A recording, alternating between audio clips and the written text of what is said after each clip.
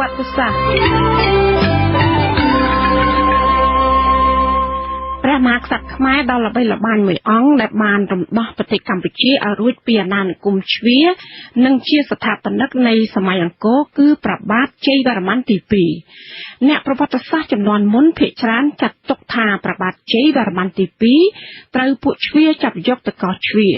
រួចបានភៀសប្រកាយមកកម្ពុជាវិញដើម្បីដឹកនាំចលនារំដោះជាតិក៏ប៉ុន្តែអ្នកប្រវត្តិសាស្ត្រខ្មែរចំនួនក្រោយបានអះអាងខុសពីនេះតើរឿងរ៉ាវរបស់ព្រះបាទជ័យវរ្ម័នទី 2 ដ៏ល្បីល្បាញនោះមានដំណើរដើមតងយ៉ាងណាចាសសូមអញ្ជើញលោកអ្នកនាងស្ដាប់ការរៀបរាប់របស់លោកជុនច័ន្ទបុត្រអំពីរឿងនេះដូចតទៅ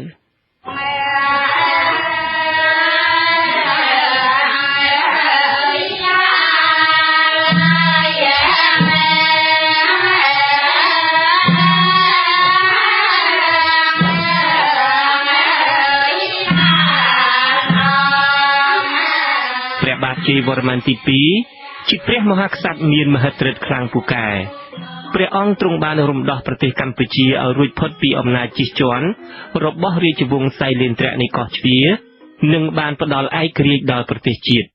គឺព្រះបាទជ័យវរ្ម័នទី 2 នេះហើយដែលទ្រង់បានចាប់ផ្ដើមកសាងមូលដ្ឋានគ្រឹះនៃសម័យដ៏រុងរឿងនៃប្រវត្តិសាស្ត្រប្រទេសកម្ពុជាគឺសម័យមហានគរឬមហាអាណាចក្រខ្មែរឯកសារប្រវត្តិសាស្ត្រភាគច្រើនសរសេរថាព្រះបាទជ័យវរ្ម័នទី 2 ប្រហែលជាត្រូវភៀសព្រះកាយក្នុងពេលវឹកវរចលាចលឬក៏ត្រូវបានពួកចៅជ្វាចាប់ហើយនាំយកទៅកោះជ្វាទាំងគ្រួសារក្នុងពេលដែលពួកនេះបានចូលលុកលុយក្រុងសម្ភុបុរៈនៃចិនឡាទឹកហើយធ្វើគុតព្រះរាជាខ្មែរនៅឆ្នាំ787និងរឹបយកនគរខ្មែរដាក់ជាជំនួសកោះជ្វានោះក៏ប៉ុន្តែការស្រាវជ្រាវសិលាចារឹកបន្ថែមរបស់ប្រវត្តិវិទូខ្មែរមានស្នាដៃនិពន្ធរបស់លោកសាស្ត្រាចារ្យវង្សសុធិរានិងនប់សុខានៃសាកលវិទ្យាល័យភ្នំពេញជាដើមអះអាងថារវាងឆ្នាំ890ព្រះបាទជ័យវរ្ម័នទី 2 គឺជាព្រះមហាក្សត្ររួចទៅហើយប្រហែលជាកំពុងដឹកនាំតំបន់មួយផ្នែកនៅកម្ពុជាទៀតផងឯកសារប្រវត្តិសាស្ត្ររបស់លោកវង្សសុធិរានិងនប់សុខាក៏បានគូសបញ្ជាក់ដែរថានៅសតវត្សទី 8 ទាំងកោះជ្វានិងកោះស៊ូម៉ាត្រាគ្មានអំណាចគ្រប់គ្រាន់ឯណានឹងមកដណ្ដើមយកកម្ពុជាទៅធ្វើជានគរចំណុះនិងចាប់គ្រួសាររាជវង្សដូចជាព្រះបាទជ័យវរ្ម័នទី 2 យកទៅនគររបស់ខ្លួនបាននោះទេលោកថារឿងជ្វាលុកលុយចេនឡារួចកាត់ក្បាលស្ដេចខ្មែរនិងចាប់ព្រះរាជវង្សខ្មែរទៅកោះជ្វានោះគ្រាន់តែជារឿងប្រឌិតមួយរបស់អ្នកនិពន្ធអារ៉ាប់ហើយត្រូវអ្នកជាតិនិយមឥណ្ឌូនេស៊ីយកទៅរំលេចបន្ថែមដើម្បីអួតអាងពីកិត្យានុភាពពីអតីតកាលបែបស្រមើស្រមៃរបស់គេតែប៉ុណ្ណោះទោះជាយ៉ាងណាក៏ដោយចុះបើផ្អែកទៅតាមឯកសារដែលថាជ្វាចាប់យករាជវង្សខ្មែរទៅកោះជ្វាវិញថាពេលដែលគង់ជាចំណាប់ខ្មាំងនៅកោះជ្វានោះព្រះបាទជ័យវរ្ម័នទី 2 ទ្រង់បានសិក្សាដើម្បីឲ្យបានយល់ដឹងច្បាស់អំពីមូលដ្ឋានគ្រឹះនៃសាសនាដែលជាប្រភពអំណាចអធិរាជលោកីរបស់ស្ដេចសៃលេនទ្រៈប្រហែលជាក្នុងឆ្នាំ800នៃគ្រិស្តសករាជព្រះអង្គក៏លោភភៀសព្រះកាយយាងត្រឡប់មកមាតុភូមិវិញមុនពេលឡើងសោយរាជ្យដោយមានការគាំទ្រយ៉ាងស្មោះត្រង់និងឃ្លាវខ្លាពីមេទ័ពជាច្រើនព្រះអង្គទ្រង់បានបង្រួបបង្រួមទឹកដីនគរចិនឡាទឹកឲ្យមានឯកភាពនិងរីកចម្រើនយ៉ាងឆាប់រហ័សពេលយាងមកដល់មាតុភូមិដំបូងព្រះអង្គទ្រង់យាងទៅគង់នៅឥន្ទ្របុរៈទំនងជាមានទីតាំងត្រង់បន្ទាយព្រៃនគរស្រុកត្បូងឃ្មុំខេត្តកំពង់ចាមសប្តាហ៍ថ្ងៃគឺនៅទីនោះហើយដែលព្រះអង្គទ្រង់ទទួលយកព្រាហ្មណ៍សីវៈកៃវលយៈឲ្យចូលធ្វើជារាជបរោហិតរបស់ព្រះអង្គបន្ទាប់ពីឥន្ទ្របុរៈព្រះអង្គទ្រង់ទៅយាងនៅគង់ម្ដុំខាងជើងបឹងទន្លេសាបជាដំបូងនៅគូតិដែលទំនងជាមានទីតាំងស្ថិតនៅខាងជើងប្រាសាទបន្ទាយក្តីបច្ចុប្បន្នរួចបន្ទាប់មកព្រះអង្គទ្រង់យាងទៅគង់នៅហរិហរល័យក្នុងស្រុករលួសនៃខេត្តសៀមរាបបន្ទាប់មកទៀតព្រះអង្គទ្រង់បដូរទៅគង់នៅអមរិន្ទ្របុរៈដែលទំនងជាមានទីតាំងស្ថិតនៅចំទំនប់ខាងលិចនៃបារាយណ៍ទឹកថ្លាសប្តាហ៍ថ្ងៃនេះចុងក្រោយបង្អស់ដោយមានព្រាហ្មណ៍សីវៈកៃវលយៈនិមន្តទៅជាប់ជាមួយជានិច្ចផងព្រះអង្គទ្រង់យាងទៅគង់នៅលើភ្នំគូលែនដែលមានឈ្មោះថាបហិន្ទ្របរពតគឺនៅលើភ្នំគូលែននោះហើយក្នុងអំឡុងឆ្នាំ802នៃគ្រិស្តសករាជដែលព្រះបាទជ័យវរ្ម័នទី 2 ទ្រង់បានប្រារព្ធធ្វើពិធីទេវរាជក្នុងគោលបំណងធ្វើឲ្យប្រទេសខ្មែរកម្ពុជាទេស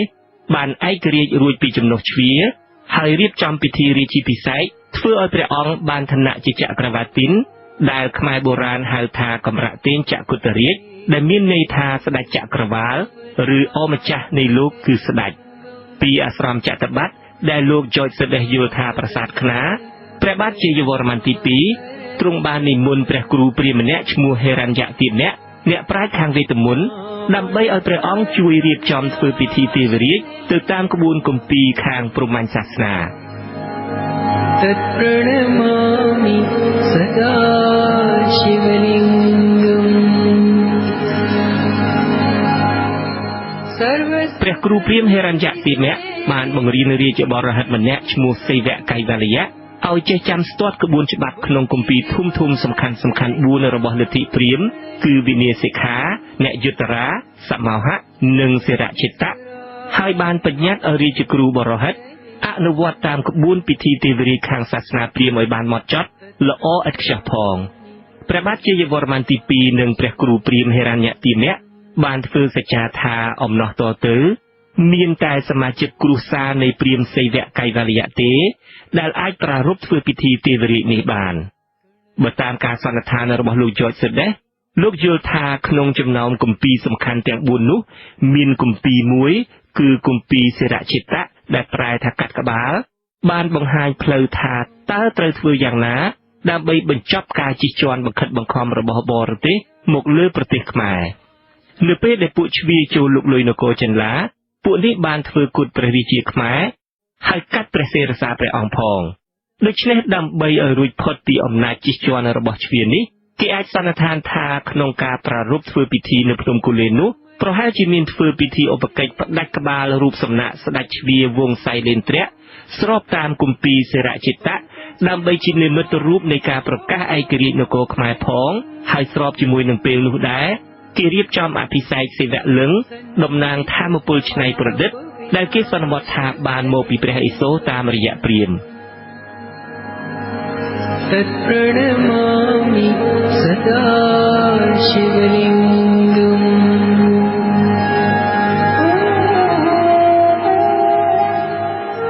ធ្វើដូច្នេះគេអាចចាត់ទុកថាអាត្មានពិសិដ្ឋរបស់ព្រះរាជាបាននៅសន្ធិដ្ឋក្នុងសេវៈលឹងនោះដែលបានក្លាយជាតំណាងឬនិមិត្តរូបនៃទេវរាជគឺព្រះរាជាទ្រង់ក្លាយជាព្រះឥសូរបែងភាគដែលមានអំណាចគ្រប់គ្រងលើសពសត្វចាប់តាំងពីពេលនោះទៅបញ្ជារបស់ព្រះរាជាក៏គឺជាបញ្ជារបស់ព្រះអាទិទេពការគោរពប្រណិប័តនិងធ្វើតាមបទបញ្ជានឹងនាំមកនូវកុសលផលបុណ្យដល់អ្នកដែលបានអនុវត្តឬប្រព្រឹត្តអំពើនោះដោយហេតុថាព្រះឥសូរមានលំនៅនៅលើភ្នំកៃឡាសសេវៈលឹងដែលជាតំណាងព្រះឥសូរផងនិងជាតំណាងព្រះរាជាផងក៏ត្រូវតែតម្កល់នៅលើភ្នំឬទីខ្ពស់ប្រសិនបើគ្មានភ្នំធម្មជាតិទេគឺត្រូវកសាងប្រាសាទមានខឿនខ្ពស់ជាភ្នំសិប្បនិមិត្តឬប្រាសាទភ្នំដើម្បីតម្កល់សេវៈលឹងនេះម្យ៉ាងទៀតប្រាសាទភ្នំនេះត្រូវស្ថិតនៅចំកណ្ដាលរាជធានីដែលចាត់ទុកដូចជាភ្នំព្រះសុមេរជាស្នូលនៃចក្រវាលថែមទៀតផងរីឯប្រាសាទភ្នំដែលសាងឡើងមុនគេបង្អស់ដោយព្រះបាទជ័យវរ្ម័នទី2គឺប្រាសាទអារាមរោងចិនធ្វើអំពីឥដ្ឋនៅលើភ្នំគូលែននេះបើតាមឯកសាររបស់លោកត្រង់ងារគេមិនបានដឹងថាតើព្រះបាទជ័យវរ្ម័នទី2ទ្រង់គង់នៅលើភ្នំគូលែនអស់រយៈពេលប៉ុន្មានឆ្នាំទេព្រះអង្គទ្រង់ឡើងសោយរាជ្យពីឆ្នាំ802ហើយចុងក្រោយបំផុតព្រះអង្គទ្រង់យាងត្រឡប់ទៅគង់នៅហរិហរល័យគឺរលួសវិញដោយទ្រង់នាំយកទាំងលឹងទេវរាជទៅជាមួយផងគឺនៅហរិហរល័យនេះហើយដែលព្រះអង្គទ្រង់សោយទីវង្គតនៅឆ្នាំ850ឬឆ្នាំ854នៃគ្រិស្តសករាជដោយទ្រង់ទទួលព្រះមរណនាមថាបរមេស្វរៈខ្ញុំជួនច័ន្ទបុត្រវិទ្យុអាស៊ីសេរី Washington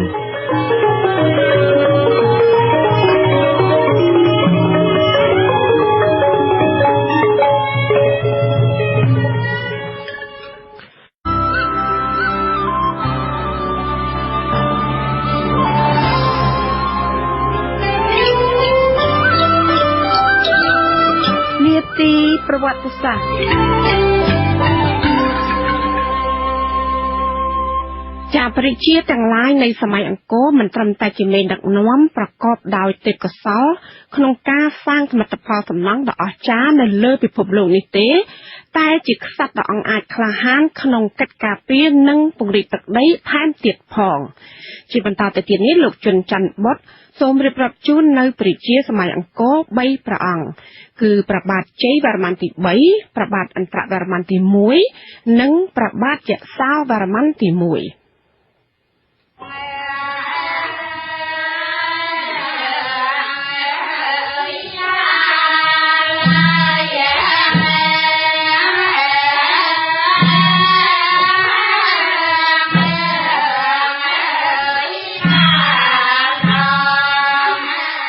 រះបាទជ័យវរ្ម័នទី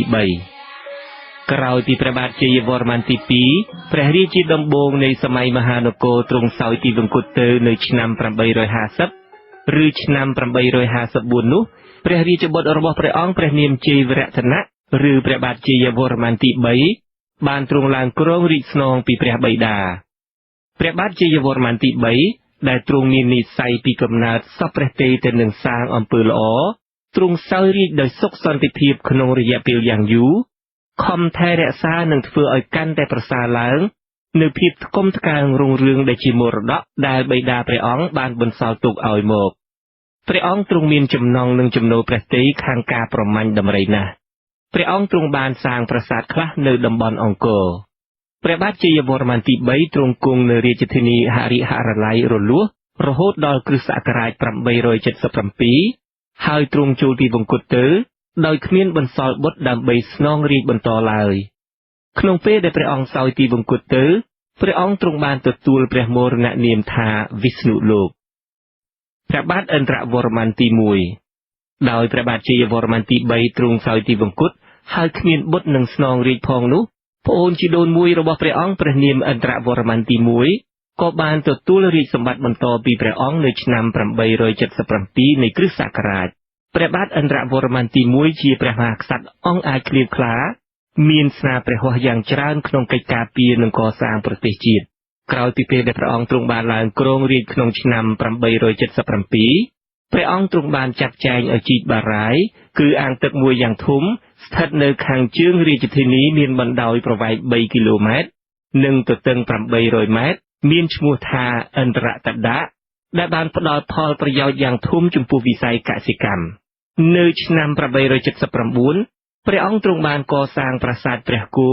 ជាប្រាសាទដែលមានប្រាង្គឥដ្ឋចំនួន6តម្រៀបគ្នាជាពីរជួរមុខក្រោយស្ថិតនៅលើខឿនតែមួយដើម្បីឧទ្ទិសចំពោះបុព្វការីជនរបស់ព្រះអង្គគឺមាតាបិតាជីដូនជីតាខាងព្រះមាតានិងព្រះបាទជ័យវរ្ម័នទី2ព្រមទាំងព្រះអគ្គមហេសីរបស់ព្រះអង្គផងនៅឆ្នាំ881ព្រះបាទឥន្ទ្រវរ្ម័នទី1ទ្រង់បានកសាងប្រាសាទបាគងនៅចំកណ្ដាលរាជធានីហរិហរល័យដែលជាប្រាសាទភ្នំសាងអំពីថ្មភក់ដំបូងមានខឿន3ជាន់សម្រាប់តម្កល់លើទេវរាជដែលមានឈ្មោះថាឥន្ទ្រេស្វរៈហើយទ្រង់បានកសាងប្រាសាទមួយទៀតនៅលើភ្នំបាយ័ងដើម្បីឧទ្ទិសចំពោះព្រះសិវៈក្រៅពីសំណង់ទាំងឡាយនេះព្រះបាទឥន្ទ្រវរ្ម័នទី1ទ្រង់មានស្នាព្រះហស្ថសំខាន់ទៀតគឺការរៀបចំលំដាប់ថ្នាក់ក្នុងព្រះរាជវង្សនិងព្រះរាជបរិពារជាន់ខ្ពស់ដែលស្ថិតក្នុងប្រព័ន្ធអ្នកដឹកនាំជាតិដែលគេឃើញព្រះរាជាខាងក្រោយព្រះអង្គទ្រង់បានអនុវត្តបន្តគ្នាអស់ពេលជាច្រើនសតវត្សក្នុងរជ្ជកាលរបស់ព្រះអង្គទឹកដីប្រទេសខ្មែរមានវិសាលភាពធំទូលាយហើយទំនងជាមានសុខសន្តិភាពបរិបូរណ៍ណាស់ចំពោះនយោបាយក្រៅប្រទេសវិញព្រះអង្គបានរឹតចំណងការទូតជាមួយប្រទេសចិនប្រទេសចម្ប៉ានិងកោះជ្វាព្រះបាទឥន្ទ្រវរ្ម័នទី1ទ្រង់សោយទីវង្គតនៅឆ្នាំ889នៃគ្រិស្តសករាជដោយបានទទួលព្រះមរណនាមថាព្រះឥស្វរៈលោកព្រះបាទយសោវរ្ម័នទី1ក្រោយពីព្រះបាទឥន្ទ្រវរ្ម័នទី1ចូលទីវង្គតទៅនៅឆ្នាំ889ព្រះរាជបុត្ររបស់ព្រះអង្គទ្រង់ឡើងគ្រងរាជស្នងដោយមានព្រះនាមក្នុងរាជថាព្រះបាទយសោវរ្ម័នទី1ព្រះបាទយសោវរ្ម័នទី1ជាព្រះមហាក្សត្រដែលទ្រង់ជាប់ខ្សែលោហិតនិងព្រះរាជាមុនទាំងអស់ដែលបានសោយរាជបន្តគ្នាជាច្រើនសតវត្សនៅប្រទេសកម្ពុជានេះ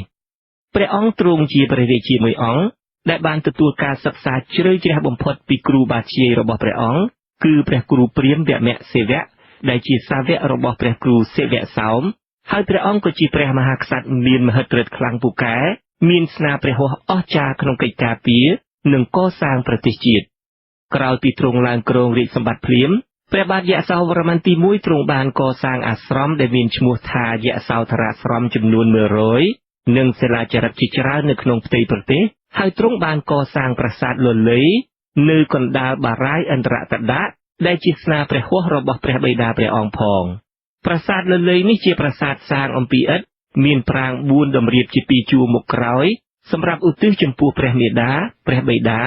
និងជីដូនជីតាខាងព្រះមាតាព្រះអង្គប្រហែលជាមកពីរាជធានីហរិហរល័យមានសំណង់ផ្សេងនឹងប្រាសាទច្រើនណាស់ទៅហើយដែលស្ថិតនៅក្បែរមាត់បឹងទន្លេសាបពេកផងដែលនាំឲ្យមានការពិបាកក្នុងការកសាងសំណង់ផ្សេងទៀតទើបព្រះបាទយសោវរ្ម័នទី2សម្រេចបដូររាជធានីពីហរិហរល័យរលួសមកសាងរាជធានីថ្មីនៅភាគខាងលិចគឺព្រះបាទយសោវរ្ម័នទី1នេះហើយដែលបានទ្រង់សាងទីក្រុងអង្គរទី1មានឈ្មោះថាយសោធបុរៈដែលមានភ្នំបាខែងនៅចំកណ្ដាលហើយសាងប្រាសាទបាខែងនៅលើភ្នំនេះសម្រាប់តម្កល់ទេវលិង្គស្រីយសោធរេស្វរៈនៅឆ្នាំ893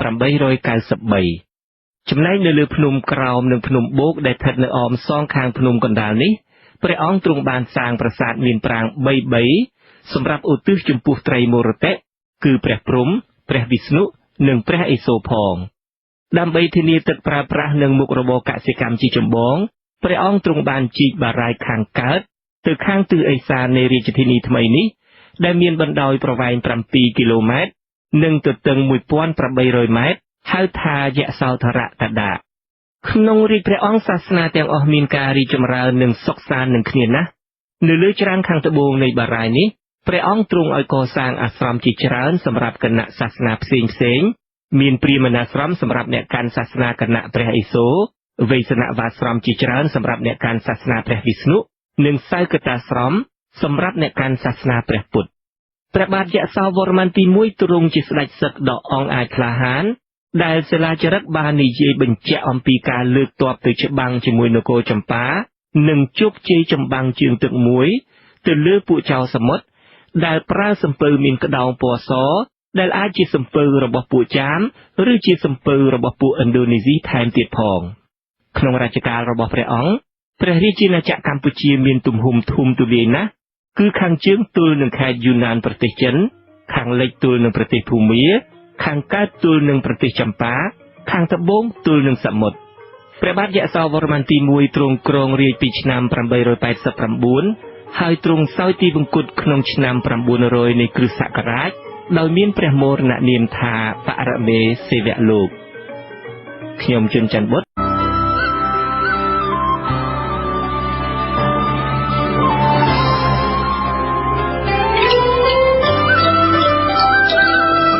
នាទីប្រវត្តិសាស្ត្រលោកនាងជាទីមេត្រីលោកនាងខ្លះប្រហែលជាឆ្ងល់ថាហេតុអ្វីបានជាប្រជាខ្មែរសម័យអង្គរសង់ប្រាសាទច្រើនម្ល៉េះការសង់ប្រាសាទរបស់ប្រជាខ្មែរនៅសម័យអង្គរភាគច្រើនគឺដើម្បីឧទ្ទិសដល់ព្រះអាទិទេពទាំងឡាយផងនិងដើម្បីលើកតម្កើងខ្លួនឯងឲ្យទៅជាទេវរាជគឺជាស្ដេចផងនិងជាទេវៈផងនេះគឺជាសកម្មភាពមួយដណ្ដើមភាពស្របច្បាប់នៃការកាន់អំណាចរបស់ខ្លួន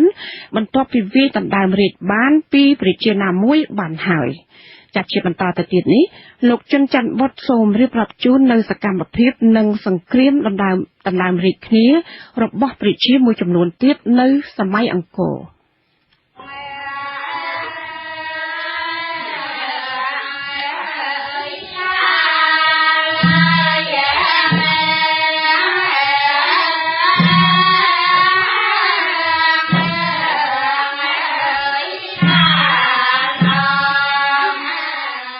ព្រះបាទហាសានវរ្ម័នទី1ក្រោយពីព្រះបាទយសោវរ្ម័នទី1ទ្រង់ចូលទីវង្គតទៅព្រះរាជបុត្រច្បងរបស់ព្រះអង្គព្រះនាមហាសានវរ្ម័នទី1ទ្រង់បានឡើងគ្រងរាជបន្តពីព្រះបិតានៅឆ្នាំ900នៃគ្រិស្តសករាជតែឯកសារខ្លះថានៅឆ្នាំ908ឬ910ទៅវិញព្រះអង្គទ្រង់គង់នៅរាជធានីយសោធបុរៈគឺក្រុងអង្គរដដែល ហើយទ្រង់បានកសាងប្រាសាទភ្នំតូចមួយគឺប្រាសាទបាក់សីចាំក្រុងនៅក្បែរជើងភ្នំបាខែងជាភ្នំកណ្ដាលនៃរាជធានីគេមិនបានដឹងពិតប្រាកដថាតើព្រះអង្គទ្រង់សោយទីវង្គតនៅឆ្នាំណាទេគេគ្រាន់តែប៉ាន់ស្មានថាព្រះអង្គប្រហែលជាចូលទីវង្គតនៅក្រោយឆ្នាំ922តែប៉ុណ្ណោះដោយទ្រង់បានទទួលព្រះមរណនាមថារុទ្រលោកព្រះបាទឥសានវរ្ម័នទី2ក្រោយពីព្រះបាទហាសានវរ្ម័នទី1ទ្រង់សោយទីវង្គតទៅព្រះអនុជរបស់ព្រះអង្គទ្រង់ឡើងសោយរាជស្នងនៅឆ្នាំ925នៃគ្រិស្តសករាជដែលមានព្រះនាមក្នុងរាជថាព្រះបាទឥសានវរ្ម័នទី2ក្នុងរជ្ជកាលរបស់ព្រះអង្គព្រះបាទឥសានវរ្ម័នទី2ត្រូវប្រឈមមុខនឹងការបះបោរដណ្ដើមរាជរបស់ស្ដេចមាជាស្វាមីព្រះនាងជ័យទេវីដែលជាប្អូនស្រីរបស់ព្រះបិតាព្រះអង្គហើយដែលជាអនាគតព្រះបាទជ័យវរ្ម័នទី4ព្រះបាទឥសានវរ្ម័នទី2ទ្រង់សោយទីវង្គតនៅឆ្នាំ928ដោយមានព្រះមរណនាមថាបរមរុទ្រលោកព្រះបាទជ័យវរ្ម័នទី4នៅក្នុងរាជព្រះបាទឥសានវរ្ម័នទី2ជាក្មួយដែលសោយរាជមុនព្រះអង្គព្រះបាទជ័យវរ្ម័នទី4ដែលជាប្អូនថ្លៃរបស់ព្រះបាទយសោវរ្ម័នបានបះបោរប្រឆាំងនឹងក្មួយព្រះអង្គហើយបានឆក់ប្លន់យករតនសម្បត្តិផ្សេងហើយចាកចេញពីយសោធបុរៈគឺក្រុងអង្គរទៅគង់នៅគូកគីគឺកោះកេចម្ងាយប្រមាណ70គីឡូម៉ែត្រទិសឦសានក្រុងអង្គរដោយនាំយកទាំងលិង្គទេវរាជទៅជាមួយផងព្រះបាទជ័យវរ្ម័នទី4បានឡើងសោយរាជនៅរាជធានីកោះកេនៅឆ្នាំ928គឺជាឆ្នាំដែលព្រះបាទឥស្សនវរ្ម័នទី2ដែលសោយរាជនៅអង្គរទ្រង់សោយទីវង្គតនោះឯងដើម្បីឲ្យប្រជារាស្ត្រទទួលស្គាល់ថាព្រះអង្គជាស្ដេចមានមហិទ្ធិឫទ្ធិព្រះបាទជ័យវរ្ម័នទី4ទ្រង់បានខិតខំកសាងសមិទ្ធផលផ្សេងដែលមានលក្ខណៈធំសម្បើមទៀតផងដូចជានៅក្នុងរាជធានីកោះកេជារាជធានីថ្មីនេះព្រះអង្គបានសាងប្រាសាទភ្នំមួយដែលមានខឿន7ជាន់កម្ពស់35ម៉ែត្រឈ្មោះប្រាសាទធំសម្រាប់តម្កល់លិង្គទេវរាជត្រិភុវនេស្វរៈប្រមាណក្នុងឆ្នាំ931ក្រៅពីនេះព្រះអង្គបានសាងប្រាសាទជាច្រើនទៀតព្រមទាំងបារាយមួយគឺបារាយរហាលហើយនៅរយៈកាលចុងក្រោយនៃរាជរបស់ព្រះអង្គព្រះបាទជ័យវរ្ម័នទី4បានវាយរុញច្រានការលុកលុយរបស់ចាមឲ្យដកថយទៅវិញព្រះបាទជ័យវរ្ម័នទី4ទ្រង់បានឡើងគ្រងរាជ្យនៅឆ្នាំ928ហើយសោយទីវង្គតនៅឆ្នាំ941នៃគ្រិស្តសករាជដោយមានព្រះមរណនាមថាបរមសេវបត្រព្រះបាទហាសានវរ្ម័នទី2ក្រោយពេលដែលព្រះបាទជ័យវរ្ម័នទី4ទ្រង់សោយទីវង្គតទៅព្រះរាជបុត្ររបស់ព្រះអង្គដែលនៅមានវ័យក្មេងណាស់នៅឡើយទ្រង់បានឡើងសោយរាជស្នងពីព្រះបិតានៅរាជធានីកោះកេហើយមានព្រះនាមក្នុងរាជថាព្រះបាទហាសានវរ្ម័នទី2ព្រះបាទហាសានវរ្ម័នទី2ទ្រង់សោយរាជបានតែ2ឬ3ឆ្នាំក៏បាត់ខ្លួនឬក៏ទ្រង់សុគតទៅឯកសារខ្លះបញ្ជាក់ថាព្រះបាទហាសានវរ្ម័នទី2ទ្រង់សោយរាជបានតែ2ឆ្នាំប៉ុណ្ណោះគឺនៅគ្រិស្តសករាជ944ព្រះអង្គត្រូវបានព្រះបាទរាជេន្ទ្រវរ្ម័នទី2ជាព្រះរាមជីដូនមួយនឹងព្រះអង្គច្បាំងដណ្ដើមរាជសម្បត្តិបានហើយឡើងសោយរាជបន្តពីព្រះអង្គក្នុងពេលដែលសោយទីវង្គតនោះព្រះបាទហាសានវរ្ម័នទី2ទ្រង់មានព្រះមរណនាមថាព្រហ្មលោកព្រះបាទរាជេន្ទ្រវរ្ម័នទី2ក្រោយពីព្រះបាទហាសានវរ្ម័នទី2ទ្រង់សោយទីវង្គតទៅព្រះបាទរាជេន្ទ្រវរ្ម័នទី2ដែលជាព្រះរាជបុត្ររបស់ព្រះនាងមហិន្ទ្រទេវីដែលត្រូវជាប្អូនស្រីមួយអង្គទៀតរបស់ព្រះបាទយសោវរ្ម័នទី1ដែរក៏ទ្រង់ឡើងសោយរាជស្នងព្រះអនុជនៅឆ្នាំ944ព្រះអង្គមិនគង់នៅរាជធានីកោះកេទៀតទេគឺព្រះអង្គនាំយកលិង្គទេវរាជត្រឡប់ទៅយសោធបុរៈក្រុងអង្គរហើយបានជួសជុលនិងរៀបចំកសាងបន្ថែមធ្វើឲ្យរាជធានីយសោធបុរៈនេះកាន់តែរុងរឿងឡើងថែមទៀតនៅចំកណ្ដាលទីក្រុងនេះគេចាប់ផ្ដើមកសាងប្រាសាទភិមានអាកាសដ៏ល្អឆើតឆាយហើយនៅភាគខាងកើតនៃទីក្រុងនៅឆ្នាំ952ព្រះអង្គទ្រង់បានកសាងប្រាសាទមេបុណ្យខាងកើតដែលមានប្រាង្គចំនួន5នៅចំកណ្ដាលបារាយសោធរកដៈដើម្បីឧទ្ទិសចំពោះព្រះមេដាព្រះបិតាបុព្វការីជនផ្សេងទៀតនិងសិវលិង្គនៅឆ្នាំ961ព្រះអង្គទ្រង់បានសាងប្រាសាទមួយទៀតដែលមានរូបរាងនិងប្រាង្គចំនួន5ដូចគ្នានឹងប្រាសាទមេបុណ្យខាងកើតដែរឈ្មោះថាប្រាសាទប្រែរូបស្ថិតនៅខាងត្បូងយសោធរកដៈដើម្បីតម្កល់លិង្គទេវរាជ និងឧទ្ទិសចំពោះព្រះញាតិព្រះអង្គផងហេតុដែលបណ្ដាលឲ្យព្រះបាទរាជេន្ទ្រវរ្ម័នទី2សាងប្រាសាទប្រែរូបដែលមានរូបរាងនិងសន្តានដូចគ្នានឹងប្រាសាទមេបុណ្យខាងកើតនោះគឺមកពីប្រាសាទមេបុណ្យខាងកើតនេះបានត្រូវសាងសង់ឡើងនៅកណ្ដាលបារាយណ៍ដែលជាហេតុធ្វើឲ្យមានការពិបាកក្នុងការទៅធ្វើបុណ្យទានក្នុងរាជ្យរបស់ព្រះបាទរាជេន្ទ្រវរ្ម័នទី2សាសនាទាំងអស់មានការរីកចម្រើនហើយរួមរស់ដោយសុខដុមជាមួយគ្នានៅក្នុងរាជ្យរបស់ព្រះអង្គនេះដែរមានវីរៈជនឬមន្ត្រីជាន់ខ្ពស់នៃព្រះបរមរាជវាំងជាច្រើនបានរួមចំណែកកសាងសមិទ្ធផលផ្សេងៗដូចជានៅឆ្នាំ946កវិន្ទ្រារឹមថនជាស្ថាបត្យករបានសាងប្រាសាទបាតជុំដើម្បីឧទ្ទិសថ្វាយពោធិសត្វមួយអង្គនៃពុទ្ធសាសនាមហាយាននិងព្រះនាងប្រាជ្ញាបារមីតានៅឆ្នាំ967ព្រះរាជគ្រូព្រាហ្មណ៍ញ្ញវីរហៈចាប់ផ្ដើមសាងប្រាសាទបន្ទាយស្រីត្រីភូវនៈមហេស្វរៈស្ថិតនៅខាងជើងក្រុងយសោធបុរៈព្រះបាទរាជេន្ទ្រវរ្ម័នទី2ទ្រង់ជាស្ដេចសឹកមួយអង្គដ៏អង់អាចក្លាហានព្រះអង្គទ្រង់បានលើកទ័ពទៅវាយនគរចម្ប៉ាវិញក្រោយពីចម្ប៉ាបានមកលុកលុយប្រទេសកម្ពុជានៅក្នុងរាជ្យព្រះបាទជ័យវរ្ម័នទី4នោះនៅឆ្នាំ945-946ព្រះអង្គទ្រង់បានឡោមព័ទ្ធរាជធានីនៃប្រទេសចម្ប៉ាបានហើយបាននាំបដិមាទេពធីតារក្សានគរដែលធ្វើអំពីមាសនិងរឹបយកនគរចម្ប៉ាដាក់ជាជំនួសនគរខ្មែរមួយរយៈថែមទៀតផងព្រះបាទរាជេន្ទ្រវរ្ម័នទី2ទ្រង់បានឡើងគ្រងរាជ្យនៅឆ្នាំ944ហើយទ្រង់សុគតនៅឆ្នាំ968ទ្រង់មានព្រះមរណនាមថាសិវៈលោកខ្ញុំជុនច័ន្ទបុត្រ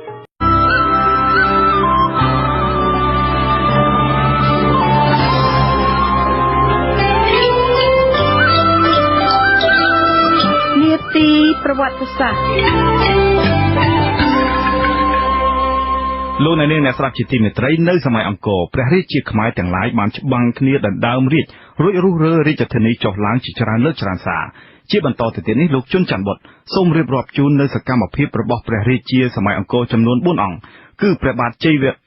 វរ្ម័នទី5ព្រះបាទឧទយទិត្យវរ្ម័នទី1ព្រះបាទជ័យវរវរ្ម័ននិងព្រះបាទសូរ្យវរ្ម័នទី1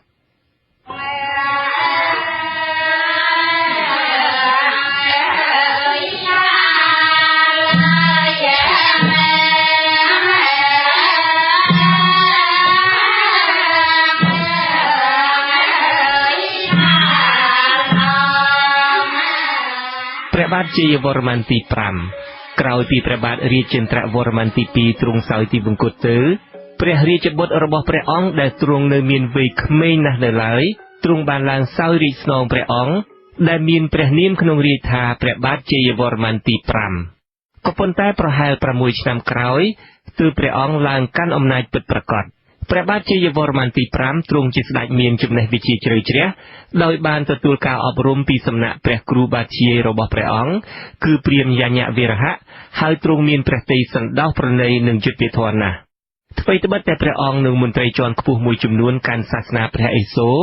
ក៏ប៉ុន្តែរជ្ជកាលនេះក៏ដូចជារជ្ជកាលមុនដែរព្រះអង្គទ្រង់បានជួយឧបត្ថម្ភព្រះពុទ្ធសាសនាដូចជាទ្រង់បានបញ្ជាឲ្យមន្ត្រីជាន់ខ្ពស់របស់ព្រះអង្គម្នាក់ឈ្មោះកតេខិតខំខ្នះខ្នែងជួសជុលនិងកសាងបន្ថែមថ្មីនៅព្រះពុទ្ធបដិមាជាច្រើនហើយបានជាវពីបរទេសនៅក្បួនខ្នាតគម្ពីរដីកាផ្សេងខាងព្រះពុទ្ធសាសនាមហាយានថែមទៀតផង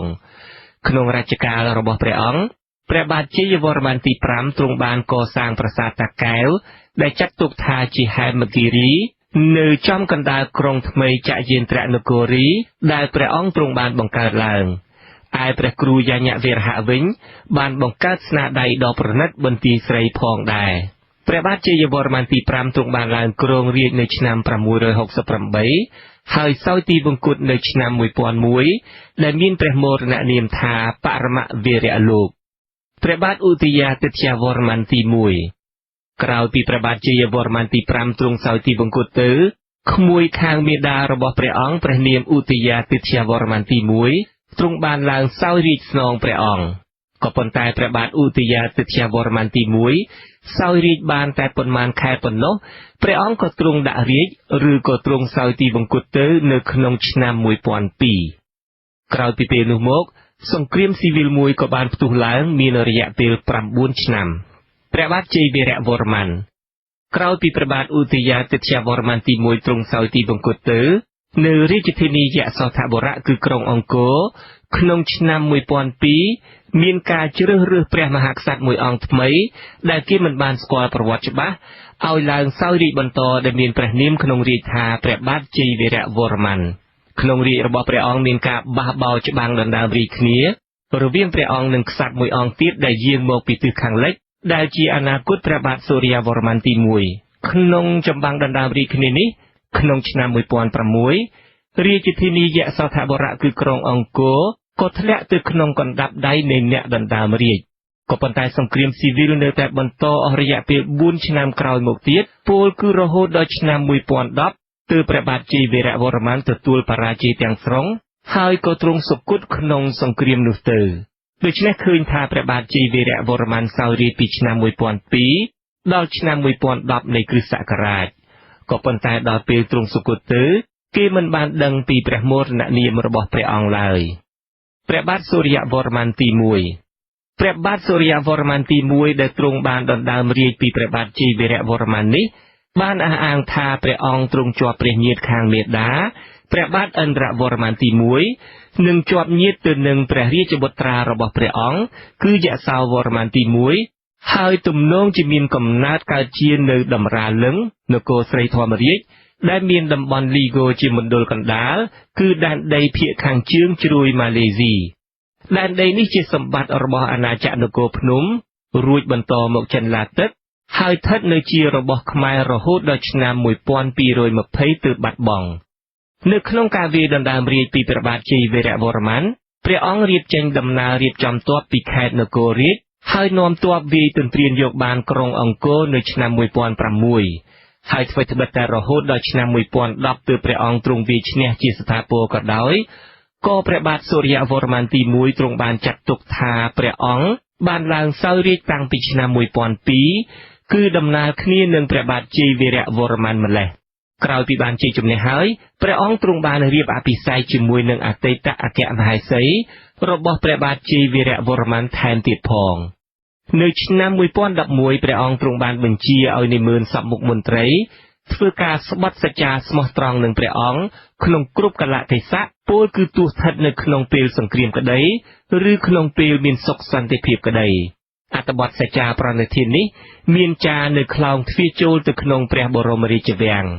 ព្រះបាទសូរ្យវរ្ម័នទី1ទ្រង់ជាស្ដេចសឹកដ៏អង់អាចក្លាហានបំផុតព្រះអង្គទ្រង់បានលើកទ័ពទៅវាយពួកម៉ូនៅហរិពុញ្ជ័យឡាំហុននិងយុទ្ធនាការដោយជោគជ័យជាច្រើនលើកទៀតធ្វើឲ្យព្រះអង្គអាចត្រួតត្រាបានគ្របដណ្ដប់លើវាលទំនាបមេណាមទាំងមូលនិងវាលទំនាបទន្លេមេគង្គរហូតដល់លួងព្រះបាងនៃប្រទេសឡាវបច្ចុប្បន្នក្នុងវិស័យសំណង់ព្រះបាទសូរ្យវរ្ម័នទី1ទំនងជាបានស្ថាបនាបង្ហើយប្រាសាទភិមានអាកាសប្រាសាទតាកែវនិងគោបុរៈនៃរាជវាំងក្រៅពីនេះព្រះអង្គបានកសាងប្រាសាទភ្នំជីសូរផ្នែកខ្លះនៃប្រាសាទព្រះវិហារនិងព្រះខ័នកំពង់ស្វាយគឺព្រះបាទសូរ្យវរ្ម័នទី1នេះហើយដែលបានរៀបចំគម្រោងប្លង់ទីក្រុងអង្គរទី2ដែលមានប្រាសាទបាពួនជាស្នូលហើយដែលត្រូវបានកសាងឲ្យសម្រេចដោយព្រះរាជបុត្រឬចៅក្មួយរបស់ព្រះអង្គដែលសោយរាជ្យបន្តពីព្រះអង្គក្នុងផ្នែកសាសនាវិញព្រះបាទសូរ្យវរ្ម័នទី1គឺជាព្រះមហាក្សត្រខ្មែរសម័យអង្គរដំបូងគេបង្អស់ដែលកាន់ព្រះពុទ្ធសាសនាមហាយានក្នុងរាជព្រះអង្គក៏ដូចជារាជមុនដែរអ្វីត្បិតតែព្រះអង្គកាន់ពុទ្ធសាសនាព្រះអង្គបានយកព្រះទ័យទុកដាក់នឹងព្រហ្មញ្ញសាសនានិងសាសនាឯទៀតដូចគ្នាជាក់ស្ដែងព្រះអង្គទ្រង់ចាត់ឲ្យមន្ត្រីរបស់ព្រះអង្គជួសជុលបូជនីយដ្ឋាននិងបដិមាផ្សេងៗខាងព្រហ្មញ្ញសាសនាក្នុងរាជធានីដែលខូចខាតដោយសង្គ្រាមស៊ីវិលជាដើមហើយក៏មានចំណាននៃសិលាចារឹកខ្លះបានឲ្យដឹងថាក្នុងរជ្ជកាលរបស់ព្រះអង្គពួកកាន់សាសនាព្រាហ្មណ៍និងកាន់សាសនាព្រះពុទ្ធនៃយានទាំងពីរបានរួមរស់ដោយសុខសាន្តជាមួយគ្នាថែមទៀតផងព្រះបាទសូរ្យវរ្ម័នទី1ទ្រង់សោយទីបង្គត់នៅឆ្នាំ1050នៃគ្រិស្តសករាជដោយមានព្រះមរណនាមថានិវានរបុត្រខ្ញុំជុនច័ន្ទបុត្រវិទ្យុ